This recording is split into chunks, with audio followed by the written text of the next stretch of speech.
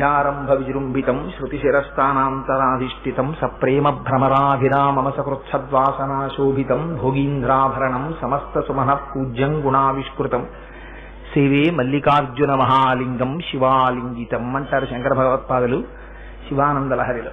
పరమపావనమైనటువంటి సమయము. కాలోహి బలవాన్ కర్త శపథం సుఖదుఃఖయో నరాణం పరతంత్రాణం పుణ్యపాపానుయోగత అంటారు వ్యాసులు దేవీ భాగవతంలో. కాలము బలవత్తరమైన పరమేశ్వరుని యొక్క స్వరూపము అయినా ఆ కాలము ఒక్కొక్క నాడు పరమ పవిత్రమై ఉంటుంది. సదాశివుడు మొట్టమొదటిలో ఉండి మధ్యలో ఆదిశంకరులు ఉండి ఇప్పటి వరకు మమ్మల్ని అందరినీ ఈ త్రోవలో ప్రచోదనం చేసి భగవంతుడి వైపు నడిపిస్తున్నటువంటి మహాపురుషులైన ఆచార్యవర్యులందరినీ ఒక్కసారి స్మరించుకునేటటువంటి పరమ పవిత్రమైన రోజు ఈ రోజు. గుకారస్యంధకారస్తు రుకారస్థ నిరోధకృత్ అంధకార వినాశిత్వాత్ గురురీత్యభిధీయతే అంటుంది గురుగీత. ఆ గురువు లాంటి వ్యక్తి ప్రపంచంలో వేరొకడు ఉండడు. అన్నీ విడిచిపెట్టి ఏకాకి నిస్పృహ శాంత చింతాసూయా వివర్జిత బాల్యభావేన యోభాతి బ్రహ్మజ్ఞాని సౌచ్యతే అంటారు. ఆయన ఒక్కడే ఏకాకి, తనలో తాను ఆత్మయందు ఉండి సర్వకాలములయందు రమించేటటువంటి స్వరూపంతో ఉంటాడు. ఒకనాడు పరమశివుడు దక్షిణామూర్తిగా వచ్చారు. చిత్రం వటతరోర్మూలే వృద్ధా శిష్య గురుర్యువ గురోస్తు మౌనం వ్యాఖ్యానం శిష్యాస్తు చిన్న సంశయా. వారు మౌనంగా కూర్చుని తనని బ్రహ్మజ్ఞానము కోసమని ఆశ్రయించినటువంటి సనక సనందనాది మహర్షులందరికీ కేవలం మౌనముతోటి వారి యొక్క సంశయములన్నింటినీ పోగొట్టి బ్రహ్మజ్ఞానమును కటాక్షించారు. అటువంటి సదాశివుడే ఒకనాడు ఆదిశంకరులుగా అవతరించారు. దీని కొరకు అపారమైన వాత్సల్యంతో ఒకనాడు వేదము యొక్క ప్రమాణము ప్రశ్నింపబడితే ఒక ఆడ లేడి 15 వేట కుక్కల మధ్యలో నిలబడిపోయిన నాడు కన్నీరు కారుస్తూ ఎంత ఆర్తితో చూస్తుందో అటువంటి పరిస్థితి ఈ దేశంలో ఉత్పన్నమైతే మహానుభావుడు కైలాస శంకరుడు ఆదిశంకరులుగా అవతరించి భారతదేశం నలుచెరగులా పాదచారి అయి పర్యటించి వేదము యొక్క ప్రమాణమును ప్రశ్నించినటువంటి అనేక వాదములను తాను ఖండించి మళ్లీ వేదాంతర్గతమైన అద్వైత సిద్ధాంతమును వ్యాప్తి చేసి అహం బ్రహ్మాస్మి స్థాయికి దిగినటువంటి మహాపురుషుడు. వారికి ఏమవసరం? వారు పశుమాం సర్వజ్ఞ ప్రజిత కృపయా తలయ విభో అనవలసిన మనిషా శంకర భగవత్పాదులు. అమ్మా దృశాద్రాఘీయస్య దరదలిత నీలోత్పల రుచ దవీయాంసం దీనం స్నపయ కృపయా మాం అపిశివే అంటారు సౌందర్యలహరిలో.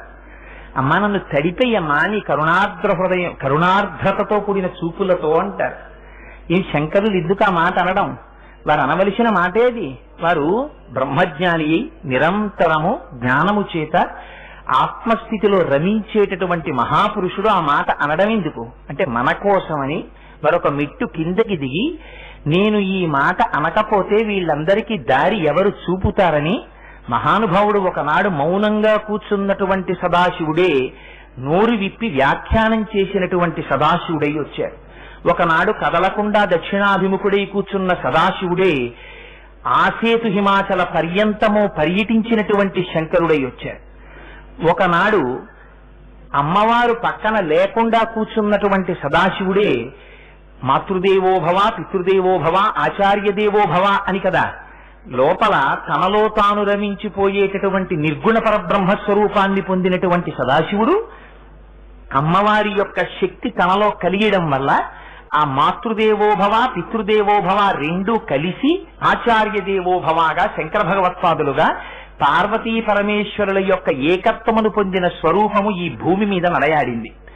32 సంవత్సరములు మాత్రమే పాంచభౌతికమైన శరీరముతో ఉన్నటువంటి శంకరులు ఆనాడు ఆవిష్కరించినటువంటి ప్రజ్ఞ చేత వేదము యొక్క ప్రమాణము నిలబడి ఆనాడు ఎప్పుడో మహానుభావుడు మళ్లీ వేదమునకు వ్యతిరేకమైన వాదనలు ఈ దేశములో ప్రవేశిస్తాయేమోనని 4 చెరగుల 4 పీఠములను పెట్టి కాపు పెట్టారు.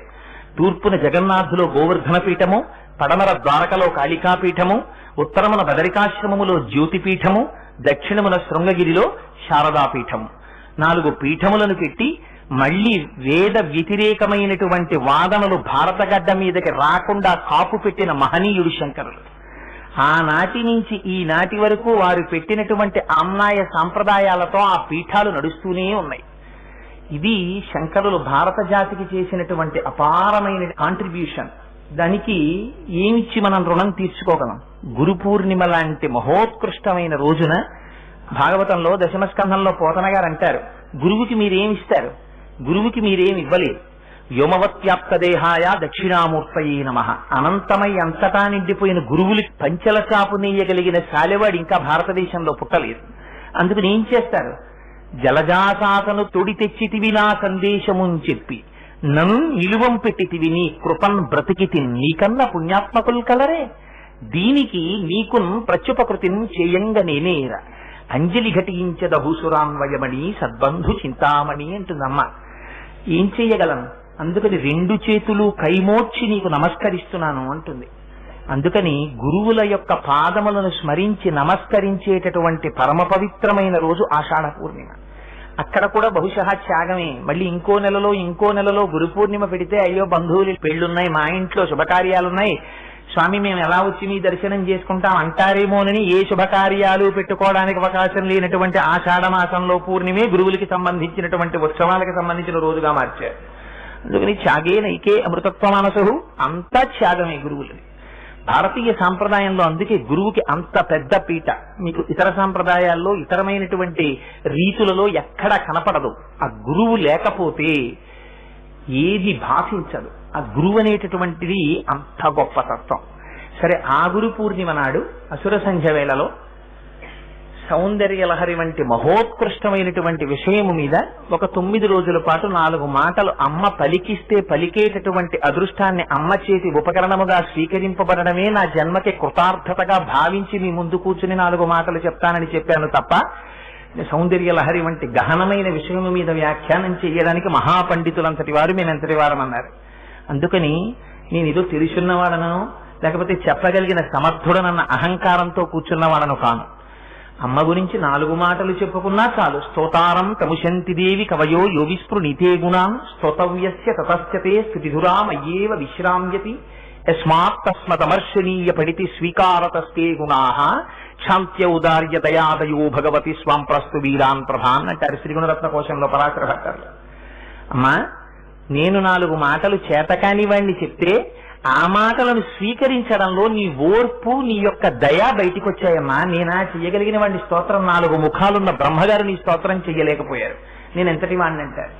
అందుచేత అదిగో అంత పరమపావనమైన సౌందర్య లహరిని మనకి ఇచ్చినటువంటి మహాపురుషుడు శంకరుడు. ఆ సౌందర్య లహరి అసలు భారతదేశంలో ఎలా వచ్చింది అన్న దాని మీద మార్కండేయ సంహితలో శంకరానందగిరి రాసినటువంటి శంకర భాష్యాల్లో శంకరుల యొక్క జీవిత చరిత్రలో కొన్ని ఘట్టాలు మనకి ప్రస్తావన చేయబడ్డాయి. ఆదిశంకరులు ఒకనాడు కైలాస పర్వతానికి వెళ్లారు పార్వతీ పరమేశ్వరుల యొక్క దర్శనము కొరకని. అదేమిటండి, శంకరులు కూడా సాక్షాత్తుగా పరమశివుని యొక్క అవతారమని ఇందాక మీరే కదా అన్నారు. మళ్ళీ పరమశివావతారమైనటువంటి శంకరుల యొక్క దర్శనానికి వెళ్ళడం ఏమిటి అంటే, మీరు రామాయణం బాలకాండ ఒకసారి చూడండి. రామచంద్రమూర్తి సాక్షాత్తుగా శ్రీ మహావిష్ణువు యొక్క అంశ. బాలకాండలో వాల్మీకి మహర్షి అంటారు, ఏతస్మిన్ అంతరే విష్ణు రూపయాతో మహాద్యుతి శంఖచక్ర గదాపాణి పీతవాస జగత్పతి అన్నారు. అటువంటి విష్ణువు యొక్క అవతారమే పరశురాముడు.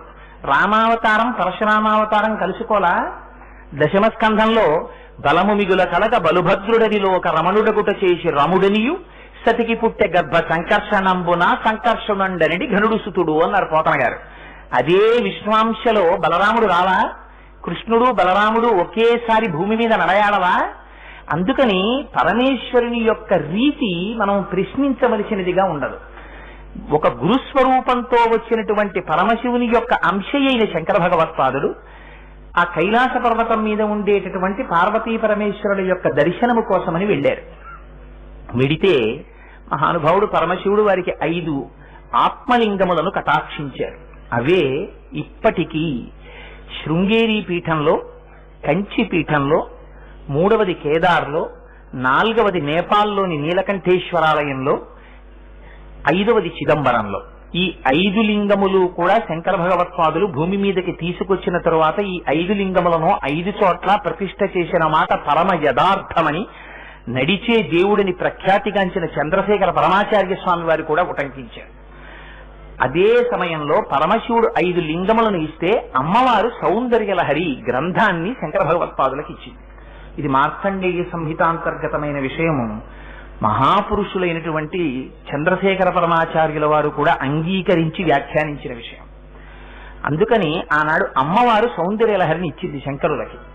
ఇస్తే శంకరులు ఆ సౌందర్యలహరిని 5 స్ఫటికలింగాల్ని తీసుకుని వస్తున్నారు. వస్తున్న సమయంలో నందికేశ్వరుడు ఎదురొచ్చి అపారమైన తాపమును పొందాడు అన్నారు. అమ్మవారికి సంబంధించినటువంటి విద్యాస్వరూపము, అందుకే అమ్మవారిది నంది విద్యా నటేశ్వరి అని పేరు.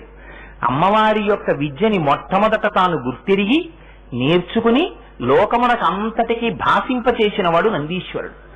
అటువంటి నందీశ్వరుడు అమ్మవారికి సంబంధించిన మంత్రశాస్త్రం కైలాస పర్వతం నుంచి భూలోకానికి వెళ్లిపోవడమా అని పరివేదన చెందాడు. పరివేదన చెంది శంకరులు 100 శ్లోకాలతో కూడినటువంటి సౌందర్యలహరిని తీసుకుని వస్తుంటే ఆయన వచ్చి అందులో 59 శ్లోకములతో కూడిన సౌందర్యలహరి భాగాన్ని బలవంతంగా తీసుకుపోయారు. తీసుకుపోతే అన్నాడు అమ్మవారి యొక్క అశరీరవాణి వినపడింది. శంకర, నీకు ఇయ్యబడినటువంటి సౌందర్యలహరిలోని 59 శ్లోకములను నందికేశ్వరుడు బలాత్కారముగా తీసుకుపోయాడు కదా, వాటిని నువ్వు పూరించు అంది అమ్మ. అంటే వెంటనే శంకర భగవత్పాదులు ఆ 59 శ్లోకాల్ని తాను పూర్తి చేశారు. మళ్ళీ 41 శ్లోకాలు మంత్రభాగాన్ని ఆనందలహరి అంటారు, 59 శ్లోకాల్ని సౌందర్యలహరి అంటారు. కానీ సౌందర్యలహరిని ఆనందలహరిని కలిపి చదివితే సౌందర్యలహరి అని అంటారు. సౌందర్యలహరి అమ్మవారి యొక్క కేశాది పాదాది పర్యంతం. ఎందుకంటే దేవతామూర్తుల్ని స్త్రీలుగా ఉపాసన చేస్తే తల నుంచి పాదముల వరకు చెప్పాలి. భగవంతుణ్ణి పురుష స్వరూపంగా చెప్తే ఉపాసన కోసమని సగుణంగా ఆరాధన చేసినప్పుడు పాదాది కేశాది పర్యంతం చెప్పాలి, పాదముల నుంచి శిరస్సు వరకు చెప్పాలి. అందుకని శంకరులు మళ్ళీ అమ్మవారిని శిరస్సు నుంచి పాదముల వరకు వర్ణించారు. అయితే ఇక్కడ మీరు గమనించవలసిన ఒక చిత్రమైన విషయం ఉంది. అసలు ఈ సౌందర్యలహరిని రచించినది ఎవరు? ఆ సౌందర్యలహరిని ఎవరు రచించారు అన్న దాని మీద 2 కథనాలు ఉన్నాయి. ఒకటి లలితా సహస్రనామ స్తోత్రాన్ని చెప్పినటువంటి వశిన్యాది దేవతలు ఎవరున్నారో వాగ్దేవతలు, వారే సౌందర్యలహరిని కూడా చెప్పారు అని. కాదని 2వ వాదన వారంటారు, అమ్మవారి యొక్క ఆపాదమస్తకం, అమ్మవారి కబరీబంధం దగ్గర మొదలుపెట్టి అమ్మవారి యొక్క పాదముల గోళ్ల వరకు వర్ణించారంటే అది సాక్షాత్తుగా పరమశివుడు రచించారని కొందరంటారు. అయితే ఇక్కడ చిత్రమైన విషయం ఏంటంటే, అమ్మవారు సౌందర్యలహరిని శంకర భగవత్పాదులకిస్తే నందికేశ్వరుడు దాన్ని బలవంతంగా అందులో 51 శ్లోకాలు తీసేసుకుంటే అమ్మవారు శంకర మళ్ళీ నువ్వు పూరించుకోవట్ని 59ని అనడం ఎందుకు, శంకరాచార్యులు వారు పూరించడం ఎందుకు? దాన్ని అలా కాకుండా ఓయ్ నందికేశ్వర నేనిచ్చాను ఈ సౌందర్యలహరి శంకరులకు ఇచ్చిసేయి అని అనలేదా అమ్మ? ఇక్కడే అసలు రహస్యం అంతా ఉంది సౌందర్యలహరి. అమ్మవారు ఈ భూమి మీద ఉన్న వారందరికీ ఒక గొప్ప రహస్యాన్ని చెప్పాలనుకుంది. కాలడి శంకరుడే కైలాస శంకరుడు అని చెప్పాలనుకుంది. కాలడిలో జన్మించి ఈ భూమి మీద నడయాడిన శంకర భగవత్పాదులు ఎవరున్నారో వారే సాక్షాత్తుగా కైలాసంలో ఉండేటటువంటి పరమశివుడు. ఆయన ఈయన ఒకటే, అందుకే ఆయన రచించిన దాన్ని ఈయన పూర్తి చేయగలిగారు. అయితే అమ్మవారు ఇచ్చేటప్పుడే ఆనందలహరిని ఒకదాన్ని ఇచ్చి సౌందర్యలహరిని నువ్వు పూర్తి చేయి శంకరా అనొచ్చు కదా, నందికేశ్వరుడు తీసేసుకునేటట్టు చేయడం ఎందుకు మరి అంటే దానికి ఒక గొప్ప విశేషం చెప్తారు. ఒక రాజు రాజ్యాన్ని చేస్తున్నాడు. ఆ రాజుకు ఒక కుమారుడు ఉన్నాడు. ఆయన సర్వసమర్థుడు. అంత సర్వసమర్థుడైనటువంటి కుమారుడు ఆయన రాజ్యాన్ని ఏలగలిగిన వాడు, తండ్రితో సమానుడు. తల్లి ఎప్పుడైనా పిల్లవాడిని పిలిచి నువ్వు కూడా సమర్థుడవు, అందుకని మీ నాన్నగారి రాజ్యంలో అర్ధభాగాన్ని నువ్వు తీసుకుని పరిపాలించు అని అమ్మ అంటుందా? అలా అనదు. భర్తగారే రాజ్యం ఏలాలి. కానీ ఒకనాడు భర్తగారు అంతఃపురంలో లేకుండా ఎక్కడికో వెళ్ళినటువంటి సమయంలో శత్రువులు దండయాత్ర చేశారు.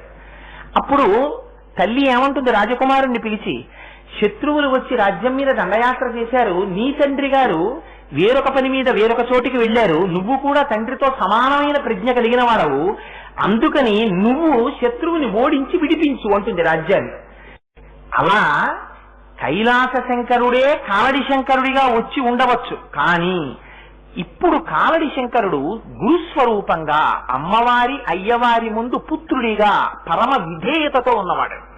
అందుకని తన భర్త స్వరూపంలో ఉన్నటువంటి శంకరులు రాసిన స్తోత్రాన్ని శంకరాచార్యుల వారి చేత తిన్నగా చెప్పించకుండా ఆయనే ఈయన అని నిరూపించడానికి ఇచ్చిన శ్లోకాలలో 59 నందికేశ్వరుడి చేత తీసుకుపోబడేటట్టుగా చేసి వాటిని మళ్లీ తను అశరీరవాణిగా పలికి అదే శంకరాచార్యుల వారి చేత 59 శ్లోకాలని అమ్మవారు చెప్పించి సౌందర్యలహరిని పూర్తి చేయించారు.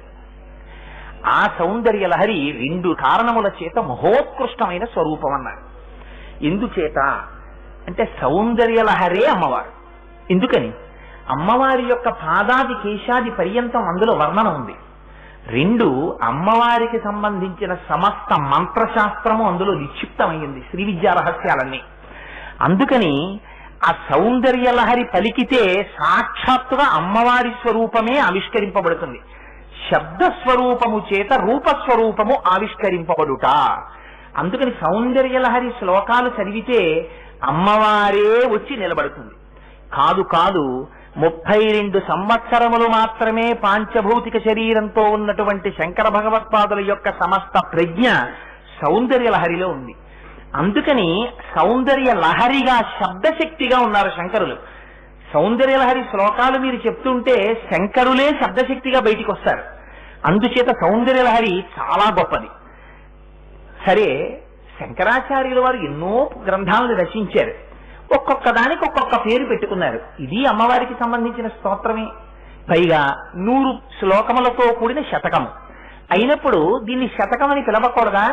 సౌందర్యలహరి అని పిలిచారు శంకరులు. సౌందర్యము అంటే బాహ్యమునందేట అందం, లహరి అంటే ప్రవాహం. ప్రవాహం అంటే కెరటం తర్వాత కెరటం, కెరటం తర్వాత కెరటం వచ్చి తీసుకుపోతుంటుంది. అటువంటి లహరి. ఎవరి సౌందర్య లహరి? ఇందులో ఎవరి సౌందర్యం గురించి చెప్పారు మనం అడగాలి కదా. సౌందర్య లహరి అన్నారు మీరు, బాగుంది. శివానంద లహరి అన్నారు కదా అంతకు ముందు రాసిన దానికి. శివానంద లహరి అన్నప్పుడు ఏ ఆనంద లహరి అంటే శివానంద లహరి అన్నారు. మరి సౌందర్య లహరి అన్నప్పుడు ఎవరి సౌందర్య లహరి? ఓ సీతా సౌందర్య లహరా, పార్వతీ సౌందర్య లహరా, లేకపోతే ఉమా సౌందర్య లహరా, లక్ష్మీ సౌందర్య లహరా? మరి శంకరులు పేరెందుకు పెట్టలేదు అంటే దానికి అన్నారు పానకము. నీకు బెల్లం పాకం అయితే నీకెందుకు, పంచదార పానకం అయితే నీకెందుకు? అది పానకము. పానకము యొక్క స్వరూపం ఏమిటి? తీయగా ఉండడమే. అది ఆనందలహరి. శివతత్వం తురీయావస్థని పొందితే తప్ప అర్థం కానిది. అందుకే మచ్చేతో హృదభిడి శివ ఆనందలహరి అన్నారు. ఇది సౌందర్యలహరి. ఇది పంచదార వేశారో బెల్లం వేశారో నీకు అనవసరం, ఆపాత మధురం, నిన్ను ముంచెత్తుతుంది. లహరికి ఉండే గొప్పతనం ఏమిటి? శతకము అని పిలవకుండా లహరి అని పిలవడం వెనకాతల ఒక గొప్ప రహస్యం. శతకం అనుకోండి, శతకానికి 2 ఒడ్లుంటాయి. 1వ శ్లోకం 1 ఒడ్డు, 100వ శ్లోకం 1 ఒడ్డు. 1వ శ్లోకం అనేటటువంటి ఒడ్డు దగ్గర నుంచి దిగి మీరు ఆ ఏటిలో మునిగితే అందులో దాటుతూ వచ్చి 100వ శ్లోకం దగ్గర మళ్ళీ ఒడ్డెక్కేస్తారు. లహరి అలా కాదు. లహరి మీరు కూర్చుంటే కెరటం తర్వాత కెరటం, ప్రవాహం తర్వాత ప్రవాహం వచ్చి మిమ్మల్ని ముంచెత్తుతుంది. ఆ ముంచెత్తుతున్నప్పుడు ఏమవుతుంది?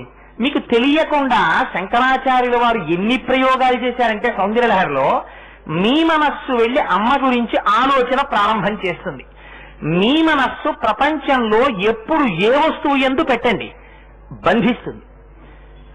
అదే మనస్సు అమ్మవారి దగ్గర పెట్టండి. అమ్మవారి పాదముల దగ్గరికి మనస్సు చేరడం చేత చిట్ట చివర జరిగేటటువంటి ప్రయోజనం ఏమిటి? శివశక్త్యాయుక్తో, లేదా అమ్మవారు ఏం చేస్తుంది? శివశక్త్యైక్య రూపిణి లలితాంబిక. చిట్ట చివర తీసుకెళ్లి అయ్యవారిలోకి కలిపేస్తుంది. అందుకని ఇప్పుడు ఏమైంది? ఇప్పటి వరకు మీరు ఏ పంచేంద్రియముల మనస్సు యొక్క తాకిడి చేత జగత్తు యందు తాదాత్మ్యములు చెంది ఉన్నారో అటువంటి మిమ్మల్ని ఆ మనస్సు యొక్క స్థాయి నుంచి పైకెత్తి ఆత్మయందు రమించేటట్టు చేయగలిగినటువంటి శక్తి సౌందర్య లహరికి ఉన్నది. మరి సౌందర్యం అంటే ఏమిటి? సౌందర్యం అంటే ఇప్పటి వరకు మనం అందం అని అనుకోవాలి కాబట్టి అన్నాం. అందము సౌందర్యము కాదు. అందము ఒకనాడు ఉంటుంది, ఒకనాడు పోతుంది. కాలగతిలో పోయేటటువంటిది అందం.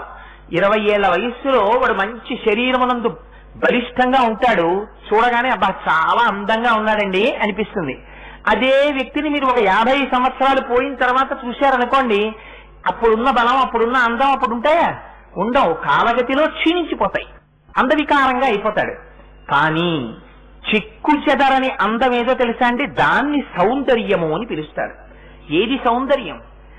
ఏది ప్రమాదభరితము కాదో, దేనియందు అపాయము లేదో, దేనియందు మీ మనస్సు లగ్నమవడం చేత మీరు ఉద్ధరింపబడుతున్నారో దాని వలన కలిగినటువంటి సుఖమునకు సౌందర్యము అని పేరు. దీనికి మీకు ఒక ఉదాహరణ చెప్తాను. మీరు జూ పార్కులకని వెళుతూ ఉంటాం. మనం వెళ్ళినప్పుడు సఫారీకి అని తీసుకెడుతూ ఉంటారు. జంతువులు స్వేచ్ఛగా తిరుగుతుంటాయి. మన్ని బోన్లో పెడతారు సఫారీకి వెళ్ళినప్పుడు. ఆ బోన్లో పెట్టి అడవి లాంటి దాంట్లోకి తీసుకెడతారు. సింహాలు, పులులు స్వేచ్ఛగా తిరుగుతుంటాయి. మీరు చూశారనుకోండి, చాలా అందంగా ఉంటుంది. అబ్బా, చిరుతపులి చూడండి, ఆ చెట్టు కింద 6 చిరుతపులులు పడుకుంటే ఎంత బాగుందో నిజంగా. ఆ చర్మం, దాని మీద ఇంతంత మచ్చలు, దాని కళ్ళు, దాని మీసాలు, దాని దోరు, దాని నాలుక అని మీరు మురిసిపోతున్నారనుకోండి. అందులో ఉన్నవాడు అంత నచ్చాయా అండి చిరుతపుళ్ళు, కాసేపు ఉండండి అని చెప్పి తలుపు తెరిచి బయటికి తోశాడు అనుకోండి, మనం ఏం పెడతామా? మీరు లోపల ఉన్నంతసేపు మాత్రమే చిరుతపుల అందం. మీరు దాన్ని దాటి బయటికి చెయ్యి కూడా పెట్టరు. ఎందుకని? ఆ అందమునందు ప్రమాదము పొంచి ఉన్నది కాబట్టి అది సౌందర్యము కాదు. ఎందుకని? ఆ వస్తువు మీకు ప్రమాదాన్ని తీసుకొస్తుంది. అందుకని మీరు దాన్ని ఉపాసన చెయ్యలేరు, దాని జోలికి మీరు వెళ్ళలేరు. మీరు 4వ అంతస్తు మేడలో కూర్చున్నారు. సాయంకాలం పడమట సూర్యుడి మించి కిరణాలు పడుతున్నాయి. పెద్ద నాగుపా ఒకటి మంచి వేసంకాలం చలివేంద్రం పెట్టినటువంటి ఇసుక యొక్క చల్లతనానికి చుట్టుకుని పడగ విప్పి ఆడుతోంది. పడమట సూర్యుని యొక్క కిరణములు ఆ పడగల మీద పడుతున్నాయి, మెరిసిపోతున్నాయి పడగలు. అక్కడి నుంచి మీరు కిటికీ చాటు నుంచి చూస్తూ అబ్బా, నాగుపాం పడగ ఎంత అందంగా ఉందో అంటారు. అంత అందంగా ఉంది పడగని 4వ అంతస్తు నుంచి మెట్లు దిగి పరిగెత్తుకొచ్చి ఆ పావుని పట్టుకుంటారా? దగ్గరికి వెళ్ళి చూస్తారా? కనీసం చూడరు. ఎందుకని? ప్రమాదము పొంచి ఉన్నది. అది మీరు ఒక పూర్ణ చంద్రుణ్ణి చూసి సంతోషించారు. ఏమైనా ప్రమాదం ఉందా అందులో? ఏ ప్రమాదం లేదు. అరవిరిసిన తామర పువ్వుని చూసి మీరు సంతోషించారు. మీకు ఏమైనా ప్రమాదం ఉందా అందులో? ఏ ప్రమాదం లేదు. కానీ అవి ఇచ్చేటటువంటి సుఖాలు, మనస్సుకి కల్పించేటటువంటి ఉల్లాసము తాత్కాలికం. దానివల్ల మీకు పారమార్థికమైనటువంటి కృషి ఏమీ జరగదు. కానీ అమ్మవారి యొక్క స్వరూపం ఉందే, అది కేశాది పాదాది పర్యంతంలో మీ మనస్సు ఎక్కడ లగ్నం అనివ్వండి, వెంటనే అజ్ఞానపు తిమిరిమలను పోగొట్టేస్తుంది. అందుకని అంత ప్రయత్నం చేసి శంకరాచార్యుల వారు సౌందర్యలహరిని అంతటినీ వర్ణించి చెప్పారు. అసలు సౌందర్యం అంటే ఎక్కడ ఉంటుందో తెలుసా అండి? ప్రపంచములో సౌందర్యము ఎక్కడ ఉన్నది అని మీరు ప్రశ్న వేశారనుకోండి, సౌందర్యము ఉండేది కేవలము అమ్మతనములో మాత్రమే ఉంటుంది. ఇంకెక్కడా సౌందర్యం ఉండదు. మిగిలిన సౌందర్యాలని మీరు పిలిచేటటువంటి సౌందర్యాలన్నీ అభాస, అవి నిలబడేవి కావు. ఏది సౌందర్యము? అమ్మ ఒక్కటే సౌందర్యము. ఎందుచేత? మీకు ఇంతకు ముందు ఒకసారి నేను ఈ ఉదాహరణ చెప్పి ఉన్నాను. చిన్న పిల్లవాడు ఉంటాడు, వాళ్ళ అమ్మ చాలా నల్లగా ఉంటుంది, పొళ్ళెత్తుగా ఉంటాయి. ఆ పక్కింటి ఆవిడ ఉంటుంది, చాలా తెల్లగా ఉంటుంది, చాలా అందంగా ఉంటారు ఆవిడ. ఆవిడ వచ్చి ఈ పిల్లవాడిని ఎత్తుకుంటారు. ఎత్తుకుని, మీ అమ్మకి పనుందిట్రా, మీ అమ్మని కాసేపు పని చేసుకొని మా ఇంట్లో ఉండు అని పిల్లవాడిని తీసుకెళ్తుంది. పిల్లవాడు అమ్మ కోసమని ఏడుస్తాడు. నాకు అమ్మ కావాలి, అమ్మ కావాలని ఏడుస్తాడు. అమ్మ కావాలని ఏడిచేటటువంటి పిల్లవాడికి అమ్మ యొక్క గుండెల మీద పడుకున్నప్పుడు అమ్మ నల్లతనాన్ని కానీ, అమ్మ ఎత్తుపళ్ళని కానీ, అమ్మ యొక్క అంద వికారాన్ని కానీ చూడడు. వాడికి ఏమిటి సౌందర్యం? అమ్మతనమే సౌందర్యం. మా అమ్మ పక్కన ఉంటే చాలు, మా అమ్మ గుండెల మీద పడుకుంటే చాలు, మా అమ్మ ఒళ్ళో కూర్చుంటే చాలు, ఏ భయం ఉండదు. అందుకే ప్రపంచంలో మీకు భయరహితమైన స్థితి ఎప్పుడు ఉంటుందో తెలుసా అండి? ఒక్క అమ్మ దగ్గరే ఉంటుంది. ఎందుకని? అమ్మ ఏ త్యాగానికైనా సిద్ధం. మీ అభ్యున్నతి కోసం, మిమ్మల్ని రక్షించడం కోసం ఏ త్యాగమైనా చేసేసి తను మాత్రం పిల్లాన్ని రక్షించుకుంటుంది. ఒక పిల్లవాడు, తెలియక పసిపిల్లవాడు పారాడుతున్నాడు. ఎట్నుంచో పాము పరిగెత్తుకుంటూ వచ్చింది. వచ్చి పడగెత్తి ఆడుతోంది. పిల్లవాడు తెలియక పాకుతూ ఉన్న పిల్లవాడు చెయ్యెత్తి పావుని పట్టుకోవాలని చూస్తున్నాడు. వాడికి తెలియదు పావుని. పిల్లవాడి కేరింతలు వినపడ్డాయి అమ్మకి. ఏదో చూస్తూ పెరట్లోకి వచ్చింది. పావుతో ఆడుతున్నాడు పిల్లవాడు. చెయ్యెత్తి పావుని పట్టుకుందాం అనుకుంటున్నాడు. పడగ దొరకకుండా పావు అటు ఇటు ఊగుతోంది. అమ్మ చూసింది. చూసి పిల్లవాడు పావుతో ఆడుకుంటున్నాడని పావుని కొట్టడానికి ఎవరైనా బయటవాడిని తీసుకురావడానికి బయటికి ఎడుతుందా? పరిగెత్తుకొచ్చి పిల్లవాడిని తీసేస్తుందా? పిల్లవాడిని తీసేస్తుంది. తెలియదా అమ్మకి పిల్లవాడిని తీసేసే ముందు పాము తన్నికరి చేసేటటువంటి అవకాశం ఉందని అమ్మకి తెలుసు. అయినా తను పోయినా పర్వాలేదు, వాడు బతకాలి. ఇది ఒక్క అమ్మతనంలో మాత్రమే ఉంటుంది. అందుకే భారతీయ సంప్రదాయంలో స్త్రీకి 3వ స్థితి చేత పరిపక్వత. 1 ఒక తండ్రికి కుమార్తెగా, 2 ఒక భర్తకి భార్యగా, 3 బిడ్డలకి తల్లిగా. ఆ తల్లితనాన్ని పొందిన తరువాత మాత్రమే సంపూర్ణత్వాన్ని అమ్మ పొందుతుంది. అందుకే అమ్మ గురించి మీరు ఎక్కడ చదవండి, ఎక్కడ వినండి, అమ్మవారిగా కొలిస్తే అవ్యాజ కరుణామూర్తి అంతే. అమ్మకేం తెలుసు? దయ ఒక్కటే తెలుసు. అటువంటి నిర్భయమైనటువంటి స్థితి అమ్మ దగ్గర ఉంటుంది మీకు. ఆ అమ్మతనాన్ని, ఆ అమ్మ గురించి చెప్పుకోవడంలో పొంగిపోయారు శంకరాచార్యులు వారు. ఎంత సంతోషపడిపోయారో. అయితే కొంతమంది ఒక మాట అంటారు, ఏమండి అదేమిటి మరి అమ్మవారు కాళీ స్వరూపంలో ఉంటుంది కదా, దుర్గా స్వరూపంలో ఉంటుంది కదా, ఇవన్నీ చాలా భయానకంగా ఉంటాయి, ఆ స్వరూపాలని మనం ఉపాసన చేయలేం కదా, మరి అవన్నీ అమ్మ యొక్క స్వరూపాలు ఎలా అవుతాయి? మీ అమ్మగారే ఒకనాడు మీరు రాత్రి నిద్రపోకుండా పిల్లలతో కలిసి ఆడుకుంటుంటే మీరు ఎక్కువసేపు నిద్రపోతే ఆ నిద్రపోకుండా మీరు ఉండడం చేత మీకు మరునాడు అజీర్తి చేస్తుందని, దగ్గొస్తుందని, వేడి చేస్తుందని 4 దెబ్బలు కొట్టి పడుకోబెడుతుంది. ఆ దెబ్బలు కొట్టేటప్పుడు అమ్మ ముఖం చూస్తే పడుకుంటావా పడుకోవా అని బలవంతంగా తలపెట్టి పడుకోబెట్టి వీపు మీద గట్టిగా జోకొట్టేస్తుంది. అలా పడుకోబెట్టేస్తున్న అమ్మని చూస్తే పిల్లాడికి మనస్సులో క్రోధమూర్తిలా కనపడుతుంది. అయితే అమ్మతనం ఉందా లేదా? పడుకోబెట్టడంలో అంత వ్యగ్రత కనపరిచినా ఏమిటి ప్రయోజనం? పడుకోబెట్టడమే ప్రయోజనం. అలా ఒకనాడు అమ్మ జగత్తుని నిలబెట్టడానికి రాక్షస సంహారం చేయడంలో ఉగ్రమూర్తిగా కనపడచ్చు, కానీ అమ్మ అమ్మే. అందున ఇక్కడ 2 కలిసే సౌందర్యలహరిలో. 1 అటువంటి అమ్మవారి యొక్క అపారమైనటువంటి వైభవం అంతా సౌందర్యలహరిలో వర్ణించారు. వర్ణించిన వారెవరు వర్ణించారు? జగద్గురువులు వర్ణించారు. మీ ఇంట్లో మీరు పూజ చేసేటప్పుడు మీ నూటిలో నీళ్లు తెచ్చి మీరు పంచపాత్రలో పెడితే ఆ నీటికి పవిత్రత కల్పించడానికి మీరు మంత్రం చెప్పాలి. గంగేతి యమునే చైవ గోదావరి సరస్వతి నర్మదే సింధు కావేరి యౌజలేస్మిన్ సన్నిధిం కురు అని అడగాల. ఆ నదులన్నీ వచ్చి ఈ నీటిలో ప్రవేశించమని అడగాలి. అప్పుడే పవిత్రత. మీరు గంగానదికి వెళ్ళారనుకోండి, మీరు గంగలో స్నానం చేసేటప్పుడు మళ్ళీ గంగానది నీళ్లు పైకి తీసి ఆ గంగలోకి పుణ్య నదులన్నీ రావాలని మీరు ఏమైనా మంత్రాలు చెప్తారా, న్యాసం చేస్తారా? ఏమి చేయరు. గంగ గంగగా పవిత్రము. ఆ గంగ ముందు ఎవరినో చనిపోయినటువంటి వాళ్ళని కాలుస్తూ ఉంటారు, ఆ శవాల మీద ప్రవహించి వచ్చేస్తూ ఉంటుంది. అయినా గంగ పవిత్రమే. గంగే పవిత్రం. గంగ యొక్క స్థితియే పవిత్రము. శంకరుల నోటి వెంట రావడమే పవిత్రం. జగద్గురువుల యొక్క నోటి వెంట వచ్చింది కాబట్టి సౌందర్యలహరి పరమ పవిత్రం కాదు. కాదు, అమ్మ గురించి చెప్పింది కాబట్టి పరమ పవిత్రం. అందుచేత ఇన్ని రకాలుగా సౌందర్యలహరి యొక్క వైభవం ఇంత అంత అని చెప్పడం కుదరదు. అంత పరమోత్కృష్టమైనటువంటి లహరి సౌందర్యలహరి. శివానంద లహరి ఇచ్చారు, సౌందర్యలహరి ఇచ్చారు శంకరులు. కానీ శివానంద లహరి ఇచ్చినప్పుడు పరమశివుడు చేసినటువంటి రాక్షస సంహారాలు, ఆ తర్వాత పరమశివుడి యొక్క కథలు, అనేక నామాలు చెప్తారు. సౌందర్యలహరిలో మీకు అలా చెప్పరు. అమ్మ రాక్షస సంహారం కాని, మహిషాసుర మర్దనం కాని, లేకపోయినట్టయితే భండాసురుణ్ణి సంహరించడం కాని ఇవేమీ చెప్పరు. అమ్మవారి యొక్క అవ్యాజ కారుణ్య స్వరూపాన్ని మాత్రమే వర్ణిస్తారు. అయితే ఇందులో సౌందర్యలహరి రచించడంలో శంకరాచార్యుల వారు చాలా గొప్ప ప్రయోగాలు చేశారు. వారు ఆ శ్లోకాల్ని రచించడంలో వాటిలోకి అంతర్గతంగా బీజాక్షరాల్ని నిబద్ధించారు. అందుచేత మీరు తెలిసి చదవండి, తెలియక చదవండి, సౌందర్యలహరి శ్లోకములను చదివేటప్పుడు బీజాక్షరం అంటే ఇంగ్లీష్ లో చెప్పాలంటే వర్డ్స్ ప్రెగ్నెంట్ విత్ సౌండ్ అంటారు. అవి శక్తి లోపల దాగి ఉంటాయి. ఆ అక్షరాన్ని మీరు పలికేటప్పటికీ అందులోంచి శక్తి ఆవిర్భవిస్తుంది. అంత పరమోత్కృష్టమైన బీజాక్షరాల్ని తెచ్చి సౌందర్యలహరి శ్లోకాల్లో పెట్టేశారు శంకరాచార్యులు వారు. అందుకని సౌందర్యలహరి విన్నంత మాత్రం చేత అపారమైనటువంటి భక్తి కలుగుతుంది, జ్ఞానము కలుగుతుంది.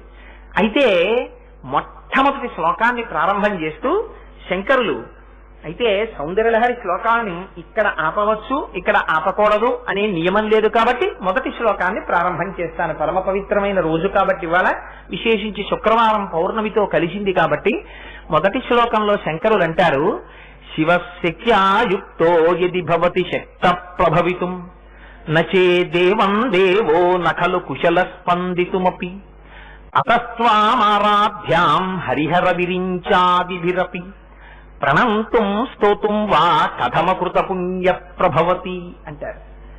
ఆ శ్లోకం పైకి చూస్తే చాలా గమ్మత్తుగా ఉంటుంది. శివశక్త్యాయుక్తో యది భవతి శక్త ప్రభవితం. శివుడు శక్తితో కలిసినప్పుడు మాత్రమే శక్తిని పొందినవాడై ఈ సృష్టి స్థితి లయ చేయగలిగినటువంటి వాడై ఉంటున్నాడు.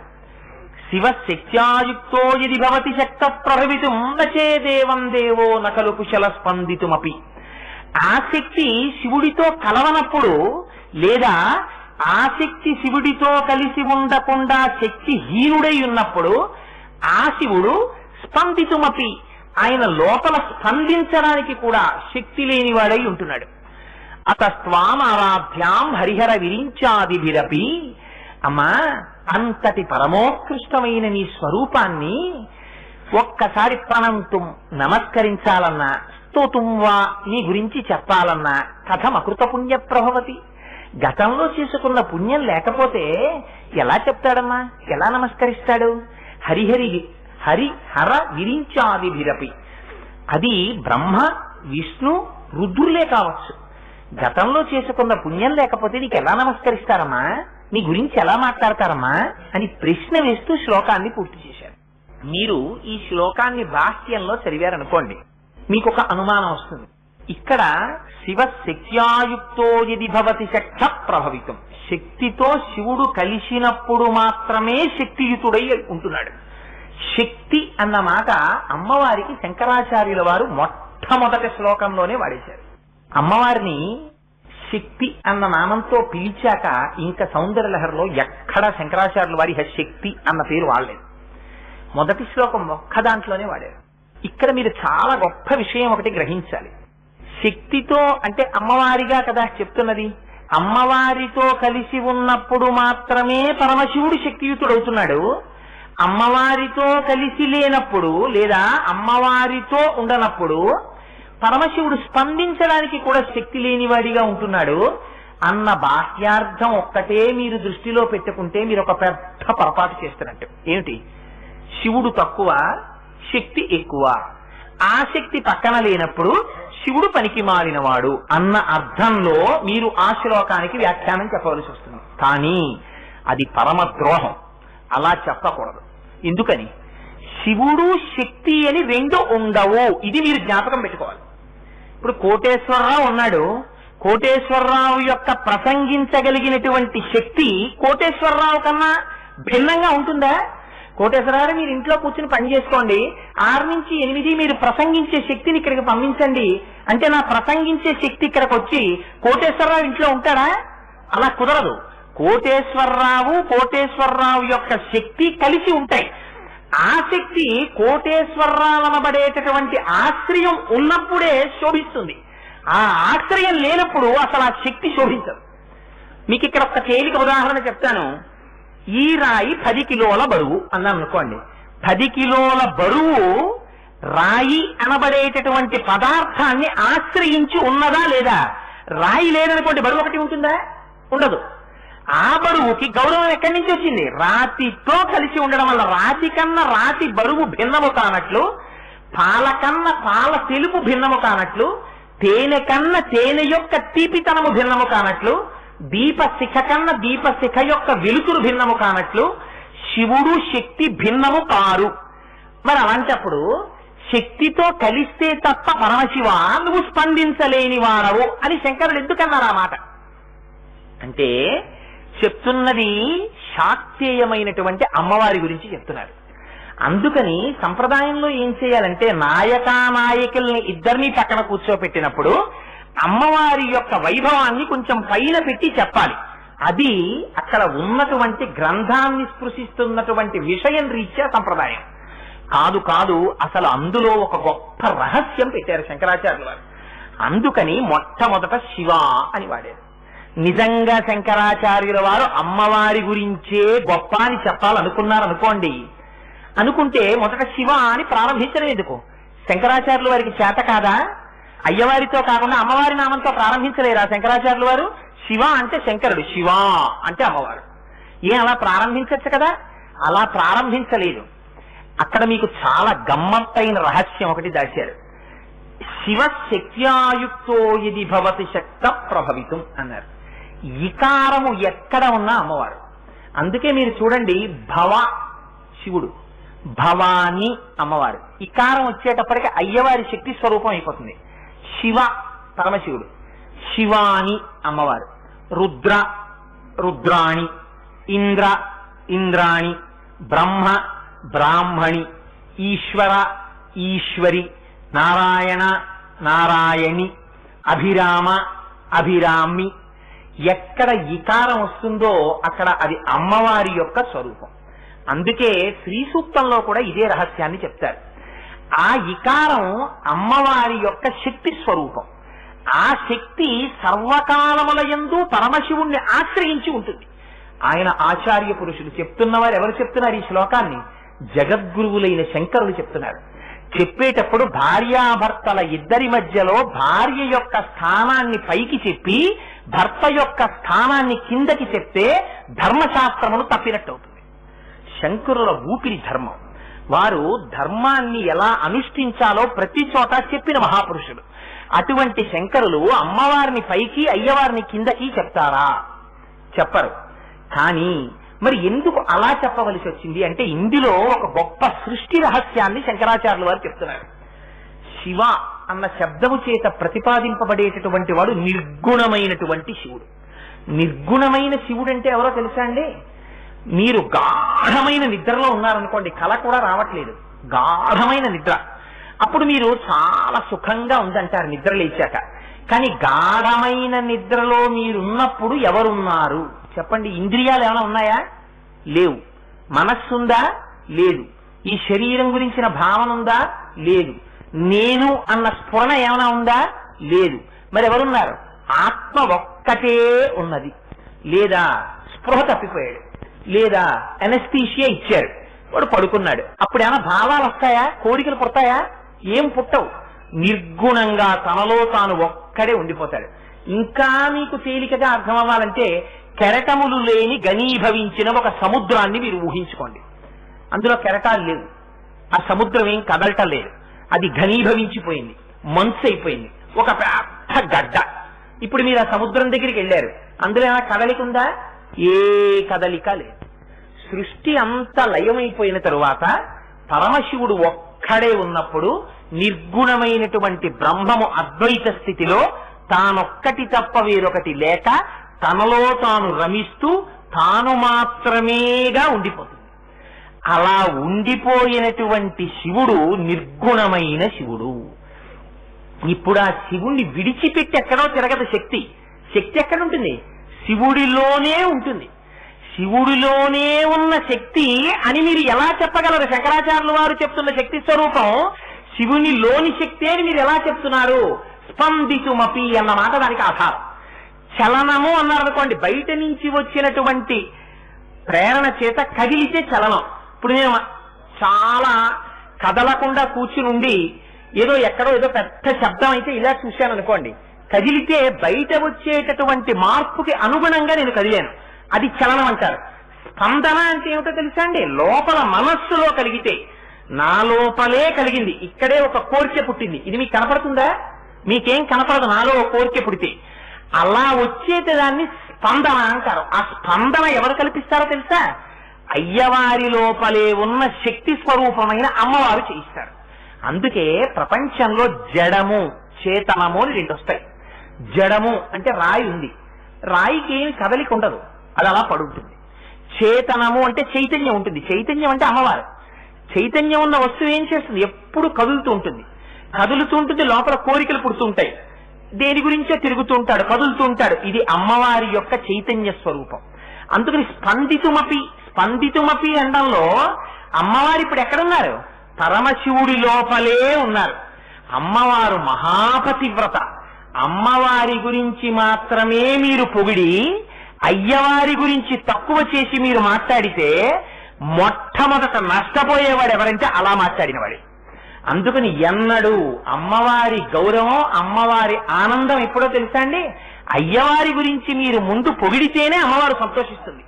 అందుకే అమ్మవారి వైభవాన్ని సౌందర్యలహరిలో వర్ణిస్తూ శంకరులో మాట అన్నారు, అమ్మా నీ పాదముల దగ్గర నుంచి శిరస్సు వరకు నీ శరీరం అంతా అత్యంత మృదువుగా ఉంటుంది, కానీ నీ మోచిప్పలు మాత్రం చాలా గరుగ్గా ఉంటాయమ్మా అన్నారు. ఎందుకుట గరుగ్గా ఉండడం? పరమశివుడు ఎప్పుడెప్పుడు సభలోకి వస్తే అప్పుడప్పుడు అమ్మవారి వెళ్లి మోకాళ్ల మీద వంగి శిరస్సు ఆయన యొక్క పాదములకు తగిలేటట్టుగా నమస్కరిస్తూ ఉంటుందిట. ఇది మహాపాతివ్రత్యం. సరస్వతీదేవి వీణ వాయిస్తూ పరమశివుడి గురించి స్తోత్రం చేస్తుంటే అమ్మవారు పొంగిపోతూ ఉంటుందిట. ఆవిడ ఎప్పుడూ తన భర్త యొక్క కథలని వినే స్థితిలో ఉంటుంది. అందుకని శివశబ్దంతో సౌందర్యలహరి మొదలెట్టారు. ఇది మనకి ఉపాసన నేర్పడం. అందుకని శివశక్త్యాయుక్తో యది భవతి శక్త ప్రభవితం, అలా నిర్గుణమైనటువంటి చైతన్యముగా ఉండిపోయినటువంటి అనంతమైన చైతన్య రాశి అయిన పరమశివునిలో స్పందితుమపి అమ్మవారు శక్తి స్వరూపంగా కదులుతుందిటే. ఏమిటా కదలిక? ఆ కదలడాన్ని చిచ్చక్తి అంటారు. అదే జ్ఞానశక్తి. అది ఎలా కదులుతుంది? తనొక్కడే ఉండిపోయాడు. ఆత్మస్వరూపంగా శంకరుడు తప్ప వేరొకడు లేడు. సదాశివుడై ఉండిపోయాడు. ఈ సదాశివుడై ఉండిపోయినటువంటి శివుడిలో మొట్టమొదట ఒక కోరిక కలుగుతుంది. ఏమిటా కోరిక? తానే అనేకముగా విస్తరిల్లాలి అనుకుంటాడు. అనేక రూపాలుగా, అనేక రంగులుగా తాను విస్తరించాలనుకుంటాడు. అలా అనుకోగానే అమ్మవారు శక్తి స్వరూపం కనుక ఒక్కసారి తల్లి ఈ జగత్తుగా పరిణమిస్తుంది. పరిణమించి మనస్సుగా, వాక్కుగా, జగత్తుగా తల్లి ఈ ప్రపంచమంతటా వ్యాప్తి చెందుతుంది. ఈ వ్యాప్తి చెందడమే శివశక్త్యాయుక్తో యది భవతి శక్త ప్రభవితం. ఇందులో చిత్రం ఏమిటంటే, అలా ఒక్కడిగా ఉండిపోయిన పరమశివుడు జగత్తునంతటినీ నిర్మించి ఈ జగత్తునంతటినీ పరిపాలించేటటువంటి సమర్థుడైనప్పుడు తనే వెంటనే నలుగురిగా విడిపోతాడు. అందుకే మీరు లలితా పరాభట్టారిక స్వరూపం చూడండి. అమ్మవారు ఒక పెద్ద శయనం మీద, మంచం మీద కూర్చుని ఉంటుంది. ఆ శయనం చూడండి చాలా గమ్మత్తుగా ఉంటుంది. ఆగ్నేయంలో బ్రహ్మగారు ఉంటారు, నైరుతిలో శ్రీ మహావిష్ణువు ఉంటారు, వాయవ్యంలోకి వచ్చేటప్పటికి మీకు మహేశ్వరుడు ఉంటాడు, అదే మీకు ఈశాన్యంలోకి వెళ్ళేటప్పటికి సదాశివుడు ఉంటాడు. అమ్మవారు పైన పరమేశ్వరుని యొక్క, మహాకామేశ్వరుని యొక్క పర్యంకం మీద అమ్మవారు కూర్చుని ఉంటుంది. అలా కూర్చుని ఉండడంలో ఒక గొప్ప రహస్యం చెప్పారు. అలా కూర్చోవడం, సృష్టి జరగనంతసేపు తాను నిర్గుణమైనటువంటి పరబ్రహ్మంగా ఆనందం పొందుతూ ఉండిపోయేటటువంటి స్థితి ఆత్మలో తనకి తానుగా శివుడిగా మిగిలిపోవడం. అలా కాకుండా జగత్తుతో రమిస్తున్నప్పుడు అమ్మవారిది పైచేయిగా ఉంటుంది. ఎందుకని ఆవిడ నిర్వహిస్తూ ఉంటుంది. ఆ నిర్వహించడంలో చిత్రం ఎలా ఉంటుందంటే, ఇక్కడ అమ్మవారు నిర్వహిస్తూ పైచేతిగా ఉండడం అంటే మళ్ళీ అమ్మవారు గొప్ప అయ్యవారు తక్కువని మీరు అనుకోకూడదు. ఎందుచేత ఒకనాడు పిల్లవాడు అమ్మ నాకు బజార్లోకి తీసుకెళ్తే ఇవాళ బిస్కెట్ల ప్యాకెట్ కొనిపెట్టింది, నిన్న నాన్నగారిని అడిగాను, నాన్నగారు నాకు కొనిపెట్టలేదంటారు. అంటే ఇవాళ అమ్మని ఎక్కువ చేసి రేపు నాన్నగారిని తక్కువ చేసినటువంటి వాడైనట్టు ఆ పిల్లాడు. వాడే ఓ 10 రోజులు పోయిన తర్వాత అమ్మ నన్ను నా కాలేజీలో చేరుతానంటే వద్దు, ఎందుకంత ఫీజు అంది, పాప నాన్నగారు నన్ను కాలేజీలో చేర్పించారు, నాన్నగారే మంచారంటాడు. ఓ రోజు అమ్మగారు మంచారు, ఓ రోజు నాన్నగారు చెడ్డారు. ఉంటారా? ఉండరు. అమ్మని పొగడడం చేత అయ్యవారు ప్రీతి చెందుతారు, అయ్యవారిని పొగడడం చేత అమ్మవారు ప్రీతి చెందుతారు. వారిద్దరు ఒకటిగా ఉంటారు, రెండుగా ఉండరు. వారిద్దరూ ఎప్పుడూ ఒకటిగా ఉంటారనేటటువంటి విషయాన్ని మీరు సర్వకాలముల యందు లోపల గుర్తుపెట్టుకోవాలి. అలా గుర్తుపెట్టుకుంటే సృష్టి చేసేటప్పుడు మొట్టమొదట బ్రహ్మగారు వస్తారు ఆగ్నేయంలోకి. వచ్చి ఆ అమ్మవారి యొక్క అనుగ్రహంతో అమ్మే శక్తిగా బ్రహ్మగారిలోకి ప్రవేశిస్తుంది, సృష్టి చేయిస్తుంది. అమ్మే శక్తిగా విష్ణువులోకి ప్రవేశిస్తుంది, స్థితి చేయిస్తుంది, రక్షింపచేస్తుంది. ఆమె వాయవ్యంలో ఉన్నటువంటి రుద్రుడిలోకి ప్రవేశిస్తుంది, లయం చేయిస్తుంది. ఈ వచ్చిన జగత్తునంతటిని చిట్ట చివర మళ్ళీ తనలోకి తీసుకుంటుంది. అదే అమ్మ ఈశాన్యంలోకి వచ్చేటప్పటికి మహేశ్వరుడి చేత అజ్ఞానాన్ని కల్పింపచేస్తుంది. అదే అమ్మ పైన పర్యంక రూపంలో ఉన్న సదాశివుడి చేత అనుగ్రహాన్ని ఇప్పిస్తుంది. ఏమిటంటే ఆ 4 మాటలు కొంచెం టెక్నికల్ గా ఉన్నాయి మీరు చెప్పినవి అని మీకు అనిపిస్తుంది. సహజం. ఆ మొదటి శ్లోకం కొంచెం గహనంగా ఉంటుంది. ఎందుచేత అంటే సృష్టి అంటే అసలు అంతకు ముందేం లేదు, ఇప్పుడు వచ్చింది. ఆషాఢ మాసానికి ముందు మీకు సృష్టి ఉండదు, అన్ని గింజలు పడిపోతాయి వేసం కాలంలో. ఏది ఏ గింజ మీకు తెలియదు. వాన చినుకు పడుతుంది, జామ గింజ జామ చెట్టు అయిపోతుంది, చిక్కుడు గింజ చిక్కుడు పాదు అయిపోతుంది, వేప గింజ వేప చెట్టు అయిపోతుంది. అలా అసలు ఒక్కడే ఉండిపోయిన పరమాత్మ అనేక రూపాలుగా భాషించడం మొదలు పెడతాడు. ఇన్ని రూపాలుగా పరమాత్మ మారడం, అది బ్రహ్మగారు సృష్టి చెయ్యడం. ఇలా వచ్చినటువంటి సృష్టి నిలబెట్టబడుతుంది. ఇది స్థితికారుడై ఉండడం. ఇలా ఉండిపోయింది, ఇలా అందరూ ఉండిపోయారనుకోండి, ఇంకా జగత్తులో చోటు ఎక్కడ ఉంటుంది? అందుకని కొంతమంది వెళ్ళిపోతూ ఉండాలి. అలా వెళ్ళిపోతూ ఉండడం లయకారుడైనటువంటి రుద్రుడు చేసేటటువంటి పని. అయితే ఇక్కడ ఒక్క చిత్రం ఉంది. అమ్మవారు ఏం చేస్తుందో తెలుసా అండి? ఆవిడ చేసే చాలా గొప్ప పని. ఆవిడ తెర వేస్తూ ఉంటుంది, తెర తీస్తూ ఉంటుంది, అంతే ఆవిడ పని. ఆవిడ తెర దింపేసింది అనుకోండి, మీకు జగత్తంతా కనపడుతుంటుంది. ఈ ఇంద్రియాలతోటి వాటితోటి సుఖాలను అనుభవించాలనిపిస్తుంది. ఆవిడ 4 తీసుకొస్తుంది మనలోకి. ఆ 4 ఏమిటో తెలుసా అండి? తను, కరణము, భోగము, భువనము. ఈ 4 పెట్టేస్తుంది. తనుహు అంటే శరీరం, కరణము అంటే లోపల ఇంద్రియాలు మనస్సు, భువనము అంటే బయట ప్రపంచం, భోగము అంటే సుఖాన్ని అనుభవించడం. ఈ శరీరంతో ఇక్కడే ఉంటాయి ఇంద్రియాలు. ఈ లోపల నుంచి మనస్సు, ఒరే ఈ కళ్ళతో టీవీ చూసి సంతోషించరా, దీంతో ఏదో టేప్ రికార్డర్ వినరా, దీంతో ఏదో ముట్టుకు సంతోషించరా అని చెప్తూ ఉంటుంది. ఏం చేస్తాడు? ఆ ఇంద్రియాలతో సుఖాలని దుఃఖాలని అనుభవిస్తూ ఇవన్నీ నే చేశానని పాపపుణ్యములను మూట కట్టుకుంటాడు. ఈ 4 చేత అమ్మవారు జీవశక్తిగా ఉంచేస్తుంది. ఇది ఒకనాడు అమ్మవారికి అనుగ్రహం కలుగుతుంది. వీడు ఈ తను, కరణము, భువనము, భోగము ఈ 4 అమ్మవారి వైపుకి తిప్పుకుంటాడు. ఈ 4 భగవంతుడి వైపుకి తిప్పి ఎప్పుడు భక్తిగా అమ్మవారి పాదాలు పట్టుకుని ఉండడం అలవాటైందనుకోండి, అదే తల్లి ఎంత చిత్రమైన పని చేస్తుందంటే ఇప్పటి వరకు ఉన్న అజ్ఞానాన్ని తీసేస్తుంది. ప్రపంచం వైపుకి తిప్పితే మహేశ్వరుడు, తిరోధానం అంటారు. ప్రపంచం కనపడకుండా అంతటా పరమశివుడే ఉన్నాడనేటటువంటి భావన కల్పింపచేస్తే అమ్మవారైపోతుంది. అమ్మవారు జ్ఞానం ఇస్తుంది. అప్పుడు సదాశివ పర్యంక నిలయాం. అప్పుడు ఆ తల్లి పరమశివుని యొక్క తొడ మీద కూర్చుని ఉంటుంది. అందుకని అందరికన్నా పైకి ఆవిడ కూర్చుని పంచకృత్య పరాయణ ఈ 5 అమ్మవారు చేస్తుంటుంది. ఏమిటది? సృష్టి, స్థితి, లయ, తిరోధానము, అనుగ్రహము. ఈ 5 చెయ్యడానికే మంచానికి 4 కోళ్లుగా 4 పెట్టుకుని పరమశివుణ్ణి సదాశివుడు పడుకునుంటే ఆ సదాశివుని యొక్క తొడ మీద అమ్మవారు కూర్చుని ఉన్నట్టుగా ఆ మంచం అక్కడ వేయడంలో అది సృష్టి రహస్యం. సృష్టికి ముందున్నవాడు నిర్గుణమైన బ్రహ్మము. ఆ నిర్గుణమైన బ్రహ్మములో కోర్కెని కల్పించి ఈ ప్రపంచంగా మారేటట్టుగా చేయగలిగినటువంటి మాయాశక్తి ఏది ఉందో అది అమ్మవారు. అందుకని ఇప్పుడు ఏమైంది? ఈ శక్తి లోపల ప్రవేశించి స్పందన కల్పిస్తే ఆ పరమశివుడు జగత్తుగా విస్తరించాడు. ఇదిగో ఇది చెప్పడం శివశక్త్యాయుక్తో యది భవతి శక్త ప్రభవితుం నచే దేవం దేవో నకలు కుశల స్పందితుమపి. ఇందులో ఒక గొప్ప రహస్యం. అమ్మవారు లోపల ఉన్నంత కాలమే చైతన్య స్వరూపంగా దీనికి గౌరవం ఉంటుంది. ఒక్కసారి ఆ చైతన్యం బయటికి వెళ్ళిపోయిందనుకోండి, అంతే. ఇంకా దీన్ని తీసుకెళ్లి కొత్త కర్రల మీద పడుకోబెట్టేసి నార కట్టి పట్టుకుపోతారు. అందుకని చైతన్య స్వరూపంగా ఉండేటటువంటి అమ్మవారు లోపల ఉండడమే వికారంగా ఉండడం. అందుకే మీకు పైకి హాయిగా ప్రాణంతో ఉన్నాడనుకోండి, శివస్వరూపం అంటారు. శివశ్రీ కోటేశ్వరరావు గారండి, లేకపోతే సాక్షాత్తుగా శివుడండి అయినా అంటారు. ఆ శివాలో శాకి ఇకారం ఉంది, అందుకని అది మంగళప్రదమైంది. ఈ ఇకారం తీసేశారనుకోండి శాకి, అది ఏమవుతుంది? శవ అవుతుంది. ఇప్పుడు ఏమైంది? అది ఎందుకు పనికిరానిది అయిపోయింది. అంటే ఇప్పుడు ఏమైంది? అయ్యవారిలో అమ్మవారు ఎప్పుడూ ఉంటారు. అది ఎన్నడూ విడివడని శక్తి. అంటే శివుడు శక్తి అలా ఉంటే ఎప్పుడైనా అవుతారా అండి అని అమంగళప్రదమైన ఆలోచన చెయ్యకూడదు. అక్కడ శివుడు నిర్గుణమైన పరబ్రహ్మము, ఆయనతో శక్తి ఎన్నడూ విడిపడకుండా ఉంటుంది. వాళ్ళ మాతాపితరులుగానే చూడాలి. అందుకనే మొట్టమొదటి శివశబ్దంతో ప్రారంభం. అందుని శివశక్త్యాయుక్తో యది భవతి శక్త ప్రభవితుం నచే దేవం దేవో నఖలు కుశల స్పందితుమపి.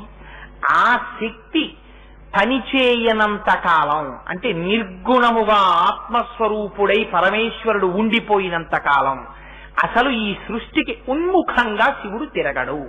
అందుకని నిర్గుణుడై కూర్చుంటారు. అందుకే తమిళనాడులో సామెత ఉంది, ఏమిటో తెలుసా అండి?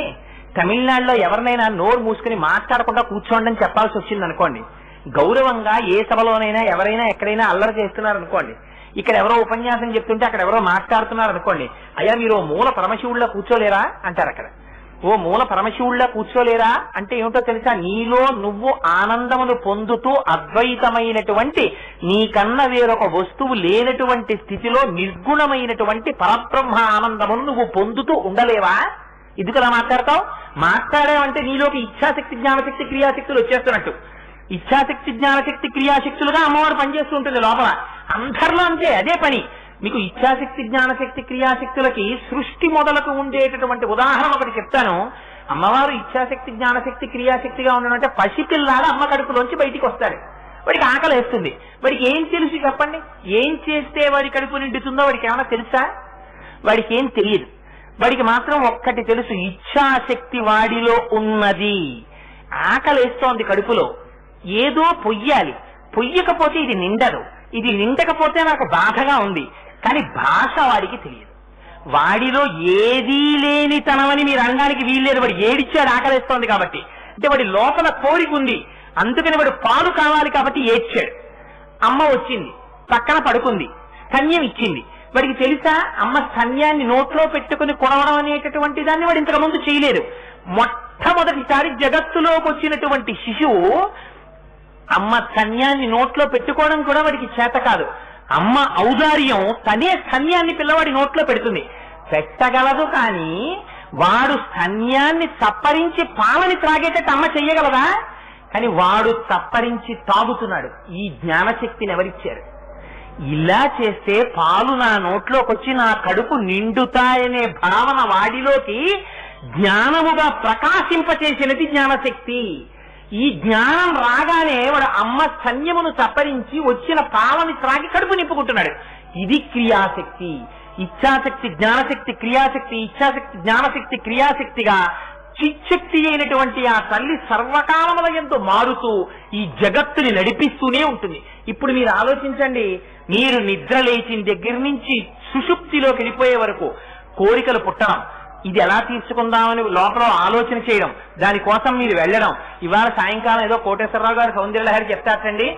సౌందర్యలహరి చెప్తారా? అయ్యో మనం సినిమాకి వెడదాం అనుకున్నాం అనుకుని, వద్దు సౌందర్యలహరికే వెడదాం, సినిమా ఏముంది ఉంటుందిట, కాసేపు ఉపన్యాసం విందాం అని భక్తితో మనస్సు లోపల ఒక సంకల్పం చేసుకోవడం, ఒక నిర్ణయానికి రావడం. ఆ తర్వాత క్రియాశక్తి, కాళ్ళు నడిచి రావాలి ఇక్కడికి, అప్పుడే కదా శరీరం వచ్చి కూర్చుంటుంది. ఇచ్ఛాశక్తి జ్ఞానశక్తి క్రియాశక్తి, ఇచ్ఛాశక్తి జ్ఞానశక్తి క్రియాశక్తులుగా మారిపోతున్నటువంటి చిచ్చక్తి ఎవరు? అమ్మవారు. ఆ అమ్మవారు లోపల లేదనుకోండి, ఆ శక్తులన్నీ వెనక్కి వెళ్ళిపోయి ఆత్మలోకి వెళ్ళిపోయాయి అనుకోండి, తాను ఆత్మగా ఉండిపోయాడు అనుకోండి, ఇహ బాహ్య ప్రపంచంతో వాడికి ఏమైనా సంబంధం ఉందా? రమణ మహర్షి ఎలా ఆత్మానందాన్ని పొందారో అలా ఆత్మానందంలో స్థితిగతుడై ఉండిపోతాడు. అప్పుడు ఈ శరీరాన్ని తేళ్లు వచ్చి కురికిచ్చాయి అనుకోండి, జర్రిలు వచ్చి కురికిచ్చాయి అనుకోండి, వాడికి ఏమైనా తెలుసా? వాడికి ఏం పట్టదు. వాడికి అన్నం అక్కర్లేదు, వాడికి నీళ్ళు అక్కర్లేదు.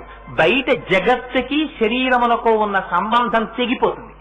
ఇలా తెగిపోయేటట్టు చేసి శివుడిలోనూ కలుపుతుంది. శివుడు తెలియకుండా జగత్తులోనూ తిప్పుతుంది.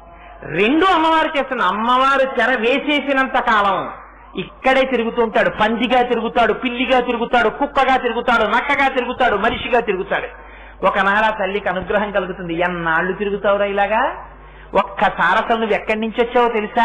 తిరగడం కాదురా నీ స్థితి, తిరగకుండా ఉండిపోవడం నీ స్థితి అని అమ్మవారు నేర్పుతుంది. ఆ నేర్పిన నాడు ఏం చేస్తుంది? తెర పైకెత్తేస్తుంది. ఎత్తేస్తే ఏమవుతుంది? శివశక్తి ఐక్యరూపిణి లలితాంబిక. వాడు జ్ఞానమును పొంది అయ్యవారిలోకి కలిసిపోతాడు.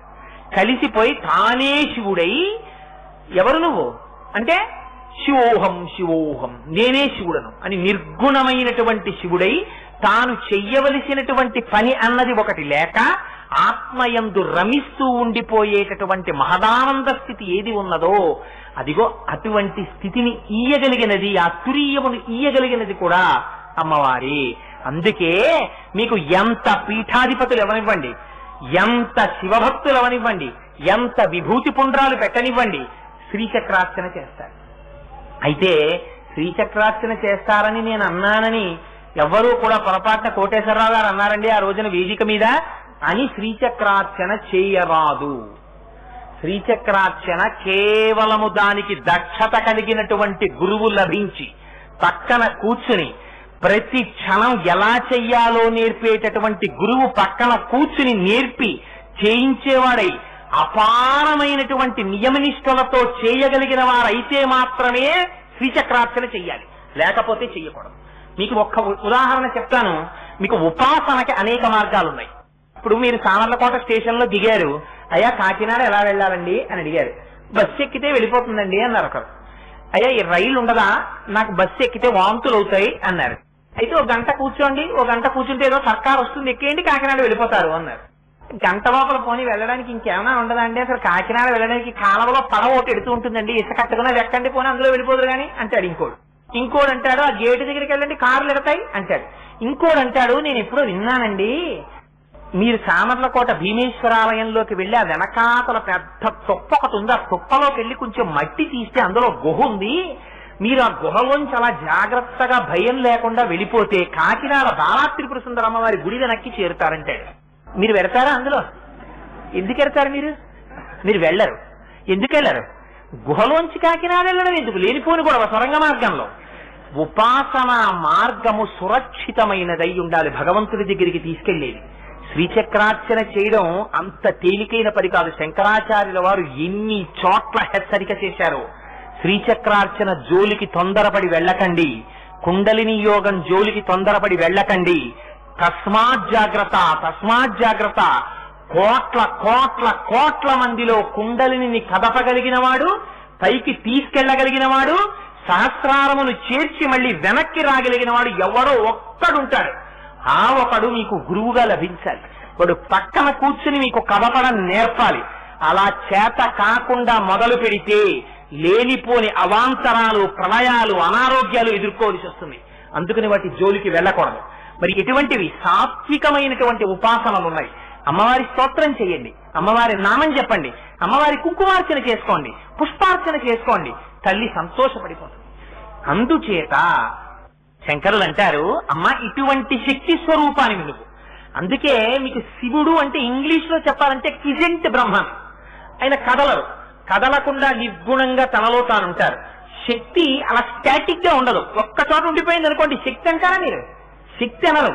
శక్తి అంటే ఎప్పుడు కదులుతూ ఉంటుంది, కదులుతుంటేనే శక్తి. ఆ కదులుతూ ఉండేటటువంటి శక్తి స్వరూపాన్ని ఆరాధన చేయడం, ఉపాసన చేయడం, శ్రీచక్రార్చన రూపంలో చెయ్యడం చాలా కష్టం. అది చాలా కష్టం. చాలా ఉపాసన బలం, ధైర్యం అన్ని ఉండాలి. ఉన్నవాళ్లు మాత్రమే అలా చేయగలరు. లేనివారు అవ్యాజ కరుణామూర్తిగా మాతృస్వరూపంగా అమ్మవారికి చూసి నమస్కారం చెయ్యండి. ఏం చేస్తుంది? ఆవిడ కారుణ్యం కలిగిన తల్లి కాబట్టి ఇప్పటి వరకు మీరు ఏ పరమేశ్వరుడి నుంచి విడిపడ్డారో ఆ పరమేశ్వరుడితో కలపడానికి ఆవిడే జ్ఞానం ఇచ్చి కలుపుతుంది.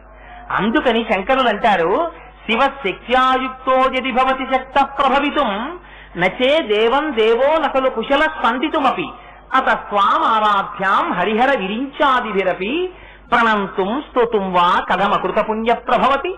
అమ్మా హరి హర విరించాదిభిరపి. ఇక్కడ మీరు ఒక విషయం చాలా జాగ్రత్తగా గమనించాలి. మొదటి శ్లోకంలో పైన ఏమని మొదలెట్టారు? శివశక్త్యాయుక్తో అని మొదలెట్టారు, శివుడితో మొదలెట్టారు. చివరి పాదంలోకి వెళ్ళేటప్పటికి ఏమంటున్నారు? హరిహర విరించాదిభిరపి అంటున్నారు. హరుడంటే ఎవరు, శివుడంటే ఎవరు? ఇద్దరు ఒకరు కాదా? మీరు ఏమంటారు? హర హర మహాదేవ శంభో శంకర శివ అంటారు.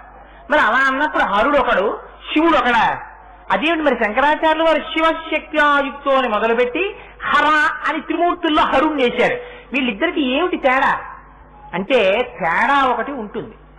ఆ తేడా పేర్ల చేత మీకు దొరకదు. పేర్లతో తెలుసుకోవడం చాలా కష్టం. ఎందుకంటే హర, రుద్ర, శివ, పరమశివ, సదాశివ, మహేశ్వర ఇవన్నీ ఒకలాగే ఉంటాయి. చంద్రశేఖర పరమాచార్యులు వారు ఒకసారి చెన్నైలో ప్రసంగం చేస్తూ ఒక అందమైనటువంటి ఉపాఖ్యానం చెప్పారు దాని గురించి. ఎవడో ఒకడు పాలేరుని కుదుర్చుకుంటే పాపం చాలా బాగా పనిచేస్తున్నాడని చెప్పారు మిగిలిన పాలేరులు. సరేరా నిన్ను పనిలో పెట్టుకుంటాను, నీకెంత జీతం కావాలన్నారు. ఏదో 300 ఇవ్వండి మహాప్రభు అన్నాడు. 300 ఏంట్రా, నీ పని నచ్చింది, 400 ఇస్తాను, పని చేసుకో, నీ పేరేమిటన్నారు. పెరుమాళ్ళండి అన్నాడు. ఆయనకు కొంచెం బాధేసింది. ఇదేంట్రా నీ పేరు పెరుమాళ్ళు అయితే అప్పుడప్పుడు నేను కేకలయ్యాలి, పైగా నువ్వు పాలేరువి, నేను యజమాన్ని, నీ దగ్గరికి వచ్చి పెరుమాళ్ అని పిలిచి నిన్ను ఎలాగా నీకు పని చెప్పడం, ఓ పెరుమాళ్ళ గడ్డిదివాయ్, అవో పెరుమాళ్ళ పేరతీయోయ్ అనలేను కదా, నీ పేరు పెరుమాళ్ళు ఏమిటి, కొంచెం ఆ పేరు ఒకటి మార్చుకురారా అన్నాడు. అంటే అతను అన్నాడు, అలాగే మార్చుకుంటానండి, కానీ మార్చుకోవడానికి ఇబ్బంది ఉంది, మా ఊరు వెళ్ళాలి, మా గ్రామాధికారికి చెప్పాలి, 500 రూపాయలు దానికి చలానా కట్టాలి, చలానా కట్టి వారికి ఒక గొర్రెో మేకో ఇవ్వాలి, దానికి ఒక పెద్ద క్రతువు జరగాలి, అప్పుడు నా పేరు మారుతుంది అన్నాడు. సరే నేను ఇచ్చాను పట్టుకెళ్ళరా అని 1000 రూపాయలు ఇచ్చి ఆ పనులన్నీ పూర్తి చేసుకుని మళ్ళీ రా అన్నారు. సరేనండి వాడు వెళ్ళిపోయాడు. వెళ్ళిపోయి ఓ వారం పోయాక వచ్చాడు. ఎలా మార్చుకున్నావా పేరు అన్నారు. మహాప్రభు మీరు 1000 ఇచ్చాక ఎందుకు మారదు, మారింది, పేరు మార్చుకున్నానన్నాడు. ఏమిటి ఇప్పుడు నీ పేరు అన్నారు. పెద్ద పెరుమాళ్ళండి అన్నాడు వాడు. పెరుమాళ్ళు పెద్ద పెరుమాళ్ళు అయినట్టు హరుడు, శివుడు, మహేశ్వరుడు, సదాశివుడు ఉన్నది ఒకటే స్వరూపం. ఆ స్వరూపం గుణముల చేత చేసేటటువంటి క్రియ చేత మారుతుంటుంది. అదిగో వాయవ్యంలో కూర్చున్నటువంటి హరుడు ఆయన చేసే పని ఏమిటో తెలుసా అండి, ఆయన లయకారకుడై ఉంటాడు, త్రిమూర్తులలో ఒకడిగా ఉంటాడు కనుక ఆయన అమ్మవారి ముందు ప్రణిపాతం చేస్తాడు, నమస్కారం చేస్తాడు. అమ్మవారి యొక్క శక్తి చేత ఈ పనులు చేసే త్రిమూర్తులలో ఒకడిగా ఉంటాడు. కానీ శివుడు ఎవరో తెలుసా అండి, ఆయన కామేశ్వరుడు అంటారు. దీన్ని పంచ సమయాచారములని పిలుస్తారు. 5 చేత సమానముగా ఉంటారు. పార్వతీ పరమేశ్వరుని మీరు ఒకటి గుర్తు పెట్టుకోండి, పార్వతీదేవి గొప్ప, పరమేశ్వరుడు గొప్ప అన్న ఆలోచన మీకు ఎప్పుడూ రాకూడదు. పార్వతీ పరమేశ్వరులు 5 చేత ఎప్పుడూ సమానులు. కళాభ్యాం చూడాలంకృత శశికళాభ్యాం నిజితపఫలాభ్యాం భక్తేషు ప్రకటిత ఫలాభ్యాం భవతు మే శివాభ్యామస్తో కత్రిభువన శివాభ్యాం హృది పునర్భవాభ్యాం ఆనంద స్ఫురదనుభవాభ్యాం నతిరియం అంటారు శంకర్లు. ఇద్దరు నిజ తపఫలాభ్యాం, ఒకరి తపస్సుకి ఒకరు ఫలమై ఉంటారు. ఒకరు తక్కువ ఒకరు ఎక్కువ ఉండరు ఆది దంపతుల్లో. మీకు ఆది దంపతుల్లో ఒక చిత్రమైన విషయం కూడా ఉంటుంది. మీకు బాహ్య ప్రపంచంలో వచ్చేటటువంటి దంపతులకి అక్కడ ఆది దంపతుల్లో తిరగబడి ఉంటుంది స్వరూపం. ఎందుకని మీకు ఇక్కడికి వచ్చేటప్పటికి ఏమంటారు, మిసెస్ అండ్ మిస్టర్ అంటారు, శ్రీమతి అండ్ శ్రీ చాగంటి కోటేశ్వరరావు రాయి శుభలేఖార్థములు అంటారు. అక్కడికి వెళ్ళేటప్పటికి శ్రీమతి అండ్ శ్రీ పరమశివుడు రాయి శుభలేఖార్థములు కాదు, పార్వతీ పరమేశ్వరులు అని మనం అంటాం. కానీ శివపార్వతులు శివపార్వతులు అని పిలుస్తాం. పైగా మీకిక్కడ స్త్రీ అబల, అబల కాబట్టి రక్షింపబడుతుంది పురుషుడి చేత. అక్కడ అమ్మవారు అబల కాదు, ఆవిడ శక్తి. ఆవిడ పరమశివుణ్ణి కదుపుతుంది, కదిపి సృష్టి చేస్తుంది. అక్కడికి వెళ్ళేటప్పటికి ధర్మం మారుతుంది. అలా 5 చేత వాళ్ళు సమానులై ఉంటారు. దేని చేత? నామము. నామములు ఇద్దరివి సమానంగా ఉంటాయి, మార్పులు ఉండవు. అందుకే ఇందాక చెప్పానే శివ శివాణి, భవ భవాని, రుద్ర రుద్రాణి, ఈశ ఈశాని, బ్రహ్మ బ్రాహ్మణి, అలా ఇద్దరి పేర్లు సమానంగా వెళ్ళిపోతాయి. రూపము, ఇద్దరి రూపములు కూడా సమానంగా ఉంటాయి. మీరు ఎప్పుడైనా అందుకే మహాకామేశ్వరుడి యొక్క తొడ మీద కూర్చున్న కామేశ్వరి స్వరూపాన్ని చూడండి. కామేశ్వరుడు అంటే ఎవరో తెలుసా అండి, నిర్గుణమైన పరబ్రహ్మములో సృష్టిగా మారాలన్న కోరిక కామము కలిగిన వాడు కామేశ్వరుడు. ఆయన యొక్క కామముగా మారినటువంటి కోరికగా ఇంతమందిగా మారదామని పెంచినటువంటి కోరిక అమ్మవారు. అందుకని కామేశ్వరుడు కామేశ్వరి ఇద్దరు ఎర్రగా ఉంటారు, ఇద్దరు 4 చేతులతో ఉంటారు, ఇద్దరికి 3 కళ్ళు ఉంటాయి, ఇద్దరికి శిరస్సు మీద చంద్రరేఖ ఉంటుంది, ఇద్దరు 4 ఆయుధములు పట్టుకుంటారు, ఇద్దరు పాశం పట్టుకుంటారు, అంకుశం పట్టుకుంటారు, ధనస్సు పట్టుకుంటారు, బాణాలు పట్టుకుంటారు. అందుకని నామము ఒకటే, రూపము ఒకటే, ఆవాసము ఒకటే. ఇద్దరు మేరు పర్వతం మీద ఉంటారు, ఇద్దరు కైలాస పర్వతం మీద ఉంటారు, ఇద్దరు శ్రీచక్రంలో బిందు స్థానంలో ఉంటారు, ఇద్దరు మణిద్వీపంలో ఉంటారు. అంతే తప్ప పరమశివుడు అక్కడ ఉంటాడు, పార్వతీదేవి ఇక్కడ ఉంటుందని మీకు చెప్పరు. అందుకని నివాసము ఇద్దరిది ఒకటే, వాళ్ళు చేసే పనులు ఇద్దరికీ ఒకటే, ఇద్దరు చేసే పని ఒకటే ఉంటుంది. సృష్టి స్థితి లయ తిరోధానము అనుగ్రహము. మీరు అందుకే చూడండి, అమ్మవారిగా చెప్తే అమ్మవారి ఇలా కూర్చుని వాళ్ళు 4 కింద పెట్టుకుని సదాశివుడి పర్యంకం మీద కూర్చుంటుంది.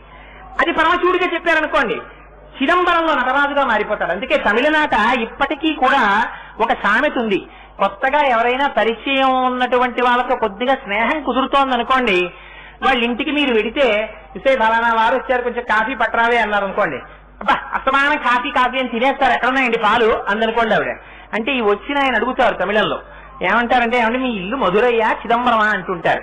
మధురై అంటే అక్కడ అమ్మవారు మీనాక్షి అమ్మవారి యొక్క యాజమాన్యం ఆవిడ నిర్వహిస్తుంది. గుళ్ళో సుందరేశ్వరుడు ప్రశాంతంగా కూర్చుంటాడు. చిదంబరంలో అక్కడ శివకామ సుందరి ప్రశాంతంగా కూర్చుంటుంది. నటరాజు గారు నిర్వహిస్తూ ఉంటారు విషయాలన్నీ. అందుకని మీ ఇల్లు చిదంబరమా మధురయ్య అని అడుగుతారు. మా ఇల్లు మధురయ్యండి అని సీక్రెట్ గా చెప్పుకున్నారనుకోండి మొగాళ్ళు, ఆవిడదే పెత్తనం అండి నేను ఇలా కూర్చుంటానని. అదేమిటండో మా ఇల్లు చిదంబరం అన్నాడు అనుకోండి, నేను నటరాజునండి అని. నటరాజు అయితే ఏం చేస్తాడు? నటరాజు ఒక చేతిలో ఢమరుక పట్టుకుంటాడు. ఢమరుక శబ్దగుణాత్మకం. ఆకాశం శబ్దంతో సంబంధం కలిగి ఉంటుంది. ఆకాశాద్వాయు అని సృష్టి అంతా ఆకాశంలోంచి వచ్చింది. దీనికి ఢమరుక సృష్టికి గుర్తు. అలాగే స్థితి నిలబెట్టడానికి గుర్తు. నిలబెట్టడం నవ్వుతున్నటువంటి నటరాజు యొక్క ముఖం. లయ అన్నింటినీ తనలోకి కలిపేసుకోవడం. ఒక చేతిలో అగ్నిహోత్రం ఉంటుంది. సృష్టి, స్థితి, లయ, తిరోధానము. సర్పం చుట్టుకుని ఉంటుంది. ఆ చుట్టుకున్నటువంటి సర్పం తిరోధానానికి గుర్తు.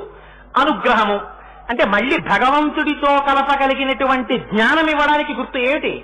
బ్రాహ్మీభూతమైనటువంటి ఎడమ పాదము పైకి లేచి ఉంటుంది, ఊర్ధ్వగామి. అంటే జ్ఞానమును పొంది శంకరుడితో కలవడం. అందుకని నటరాజస్వామిగా ఆనంద తాండవమూర్తి అని పిలుస్తారు ఆయన్ని. అంటే ఆనందమని ఇవ్వగలిగి ఉంటాడు. అమ్మవారు ఇలా కూర్చుంటుంది. అందుకే ఆవిడ పంచ ప్రేతాసనాసీన పంచబ్రహ్మాసన స్థిత అని పేరు ఆవిడికి. పంచబ్రహ్మలు ఉండేటటువంటి ఆసనం మీద కూర్చుంటుంది. ఇప్పుడు మీరు ఆలోచించండి, నిజంగా అంత మహాపతివ్రత అయినటువంటి అమ్మవారు మంత్రం చేయించుకుని బ్రహ్మగారు నోకోడు, శ్రీ మహావిష్ణువు నోకోడు, రుద్రుణ్ణి ఓకోడు, ఆ తర్వాత ఇటు పక్కకి తీసుకొచ్చే మహేశ్వరుడు ఓకోడు, దాని మీద సదాశివుడు వాళ్ళ ఆయన పడుకుంటే ఆయన తొడ మీద ఆవిడ కూర్చుని కనిపించింది అనుకోండి, మనకి ఏమనిపిస్తుంది? ఏమిట్రా అలా కూర్చుంది ఈవిడ అని చెప్పి ఆవిడ్ని చూడడం కన్నా ఇది మంచం ఏమిటి ఇంత విచిత్రంగా ఉంది, కోళ్లులే నలుగురు మనుషులు కూర్చున్నారు ఇలాగా, ఆయన ఏమిటి మంచానికి పైన ఉండవలసిన పట్టెడ లేదు, ఈయనెవరో పడుకున్నాడు, ఈయన తొడ మీద ఈవిడ పడుకుంది, ఏమిట్రా ఈ మంచం అని మనకు అనిపించదండి. ఆ మంచం యొక్క రహస్యమే అమ్మవారు అనుగ్రహించి శక్తి ఇచ్చిందా బ్రహ్మగారు సృష్టి చేస్తాడు. అమ్మగారు అనుగ్రహించి శక్తిని ఇచ్చిందా శ్రీ మహావిష్ణువు స్థితి చేస్తారు. అమ్మ అనుగ్రహించి రుద్రుడికి శక్తినిచ్చిందా లయం చేస్తాడు. అమ్మ అనుగ్రహించి మహేశ్వరుడికి శక్తినిచ్చిందా తిరోధానం చేస్తాడు. అమ్మ అనుగ్రహించి సదాశివుడికి శక్తినిచ్చిందా ఆయన అనుగ్రహం చేస్తాడు. అందుకని ఈ ఐదింటి మీద అమ్మవారు కూర్చుని ఉంటుంది. పంచకృత్య పరాయణ. నటరాజస్వామిగా ఆయన ఒక్కడే, పక్కనే ఉండదు శివకామ సుందరి. అజ్ఞానాన్ని తొక్కి పట్టి ఓ కాలుతోటి ఒక కాలు పైకి లేపి నాట్యం చేస్తూ నటరాజమూర్తిగా పంచకృత్యపరాయణుడై ఉంటాడు. ఆవిడ చేసిన పంచకృత్యాలే, ఈయన చేసిన పంచకృత్యాలే. వాళ్ళిద్దరికి వేరే పనులు ఉండవు, ఈ ఐదే ఉంటాయి. అందుకని ఇద్దరూ కూడా తమ తమ ధర్మము చేత తాము చేసేవి ఈ ఐదే చేస్తారు.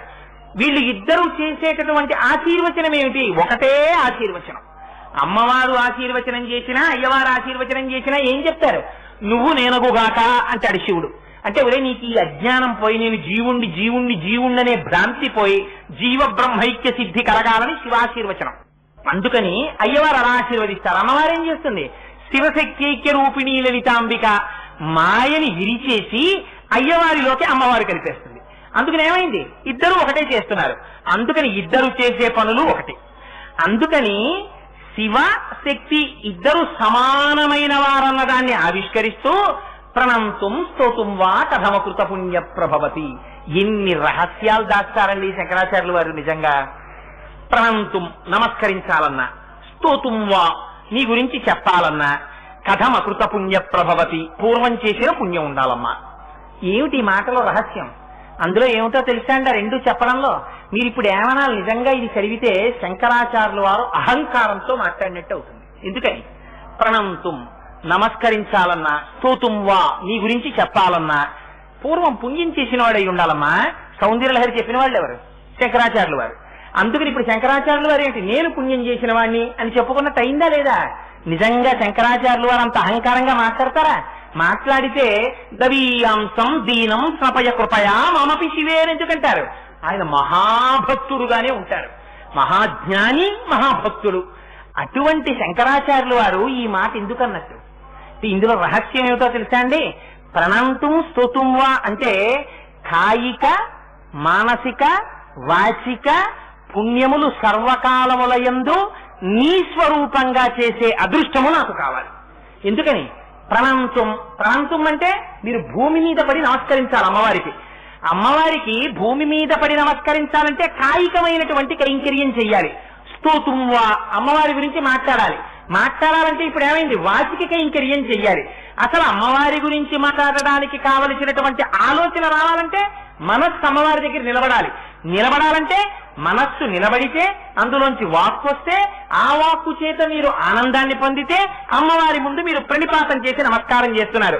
అంటే వాచిక, మానసిక, కాయిక కైంకర్య శుద్ధి రుజుత్వముతో మూడింటిని నీ పాదముల యందు నిలబెట్టేటటువంటి అదృష్టము కలుగుగాక అని చెప్పడానికి ప్రణంతుం స్తుతుం వా కథమకృత పుణ్య ప్రభవతి. చేసుకున్న పుణ్యం లేకపోతే ఎలా చేస్తాడమ్మా అన్నారు. ఎందుకని?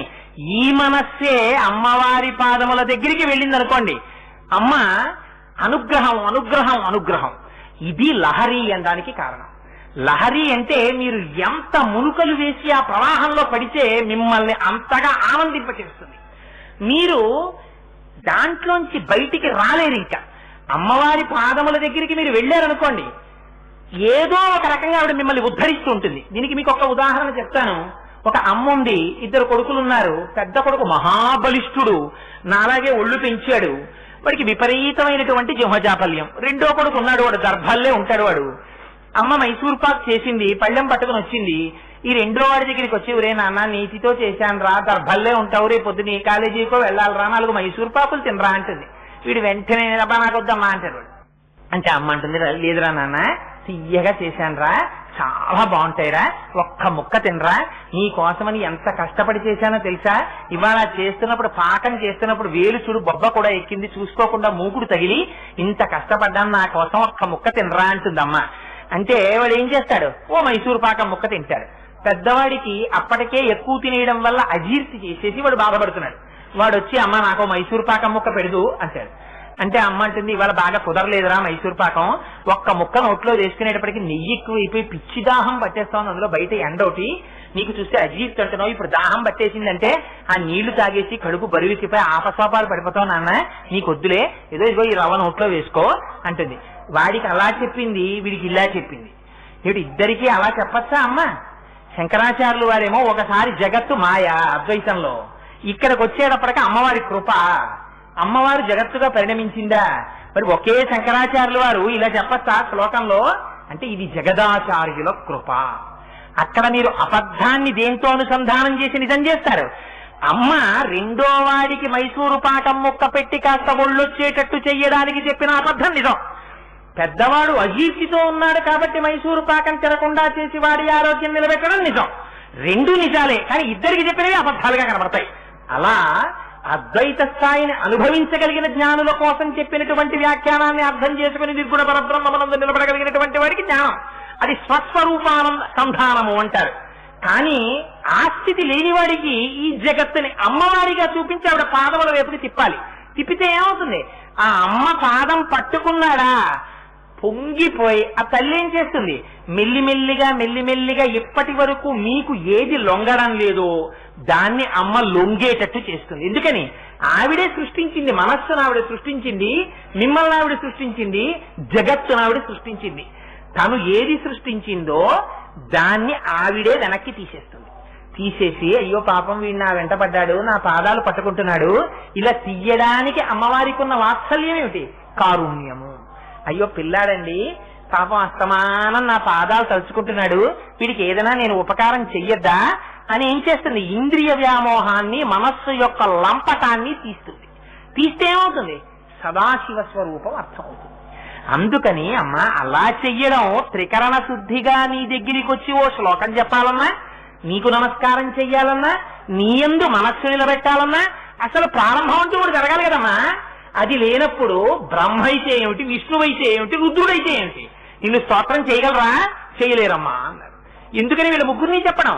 సృష్టిలో అందరికన్నా పెద్దవాళ్ళు వీళ్ళు ముగ్గురు కాబట్టి వాళ్లే చెయ్యలేనప్పుడు మనం ఎక్కడ చేస్తాం? కాబట్టి ప్రయత్నపూర్వకంగా మనుష్య జన్మలోకి వచ్చావు కనుక అమ్మవారి పాదముల యందు భక్తి అలవాటు చేసుకుని కారుణ్యమూర్తి కనుక ఆ తల్లి పాదములు పట్టి నమస్కరించావా, ఇప్పటి వరకు ఏ అజ్ఞానంలో తిరుగుతున్నావో ఆ అజ్ఞానాన్ని తీసేసి అయ్యవారిలోకి కలపగలిగిన సమర్థురాలు అమ్మ అని మనకి చెప్పడం కోసమని ఆ శివశక్తుల్లో శివనామాన్ని ముందు పెట్టి అమ్మవారి పాతివ్రత్యాన్ని ఆవిష్కరించి అమ్మవారిని శక్తి స్వరూపంగా చెప్పి నిర్గుణ బ్రహ్మం ఏ విధంగా జగత్తుగా పరిణమిస్తోందో రహస్యాన్ని చెప్పి ఈ సృష్టి రహస్యాన్ని ఆవిష్కరిస్తూ స్పందితుమపి అన్న మాట చెప్పడం చేత ఆసక్తి ఎప్పుడు లోపలుంటుంది తప్ప బయట ఉండేది కాదు, ఎప్పుడు వాళ్ళిద్దరూ కలిసే ఉంటారన్న రహస్యాన్ని చెప్పి ఒక్కొక్క మాటలో శంకరాచార్యులు వారి సౌందర్యలహరిలో ఉన్న గొప్పతనం ఏమిటో తెలుసా అండి? వివరణ చేయరు. అమ్మవారు ఎక్కడో బయట ఉండదు, అమ్మవారు అయ్యవారు లోపలే ఉంటుంది అలా చెప్పరాయన. ఒకే మాట వేస్తారంతే, స్పందితుమపి అంటారు. స్పందన అన్న మాట తీసి మీరు వ్యాఖ్యానం చదువుకోవాలి. స్పందన ఎక్కడ జరుగుతుంది? బయట జరగదు, లోపల జరుగుతుంది. లోపల జరుగుతోంది కాబట్టి శక్తి ఎక్కడుంది? బయట లేదు, లోపలే ఉంది. అందుకని లోపలే ఉన్న శక్తి కాబట్టి ఎప్పుడు ఆయనతో కలిసే ఉంది.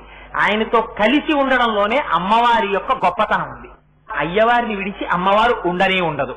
అటువంటి అమ్మ కాబట్టే ముందు శివశబ్దంతో మొదలెట్టి అమ్మవారిని సంతోషపెట్టడం. ఇన్ని రహస్యాలు ఒక శ్లోకంలోకి తీసుకొచ్చి ఈ సృష్టి రహస్యాన్నంతటినీ బయటపెట్టి ముందు భక్తితో అమ్మ పాదములు పట్టుకుంటే జ్ఞానం వైపుకి నడిపేటటువంటి శక్తి అమ్మకుందని చెప్పి ఇన్నింటిని మనకి మొదటి శ్లోకంలో చెప్పి మహానుభావుడు మన కోసమని మన్ని కృతార్థుల్ని చెయ్యడం కోసమని ఇంత పరిశ్రమ చేశారు జగదాచార్యులు. వారికి మనం ఏమి రుణం తీర్చుకుంటాం? ఒక్క నమస్కారం చేయడం. అందుకని శివశక్త్యాయుక్తో యది భవతి శక్త ప్రభవితుం నచే దేవం దేవో నఖలు కుశల స్పందితుమపి అతస్వామరాధ్యాం హరిహర విరించాదిభిరపి ప్రణంతుం స్తోతుం వా కథమకృత పుణ్య ప్రభవతి. రేపటి రోజున అలా ఉండేటటువంటి శక్తి స్వరూపమైనటువంటి అమ్మవారిని సగుణంగా ఎదురుగుండా సింహాసనం మీద కూర్చుని చూస్తే ఎలా చూడాలో, ఎలా కూర్చుంటుందో, చేతులు ఎలా ఉంటాయో, కాళ్ళు ఎలా ఉంటాయో, ఆవిడ రంగు ఎలా ఉంటుందో, ఆ సాకార స్వరూపం ఎలా ఉంటుందో, ఏది దర్శనం చేస్తే ఏమవుతుందో, ఇహమునందు కోరికలు ఎలా తీరుస్తుందో, జ్ఞానం ఎలా ఇస్తుందో, అమ్మవారి యొక్క వైభవాన్ని సాకార రూపంగా శంకరులు ఆవిష్కరిస్తూ అవిద్యానామంతస్తిమిరమిహిరోద్వీపనకరి జడానాం చైతన్యస్తబకమకరందశ్రుతిఝరి దరిద్రాణం చింతామణిగుణనికా జన్మ జలధౌ నిమగ్నానాం దంస్ట్రా మురరిపువరాహస్య భవతి అని ఒక శ్లోకం చెప్తారు. రేపటి రోజున ఆ శ్లోకాన్ని వ్యాఖ్యానం చేస్తారు. మంగళాశాసనపరై మదాచార్య పురోగమై సర్వైశ్చ పూర్వైరాచార్యై సత్కృతాయాస్తు మంగళం. మంగళం కోసలేంద్రాయ మహనీయ గుణాత్మనే చక్రవర్తి తనూజాయ సర్వభౌమాయ మంగళం. ఉమాకాంతాయ కాంతాయ కామితార్థప్రదాయినే శ్రీగిరీశాయ దేవాయ మలినాథాయ మంగళం.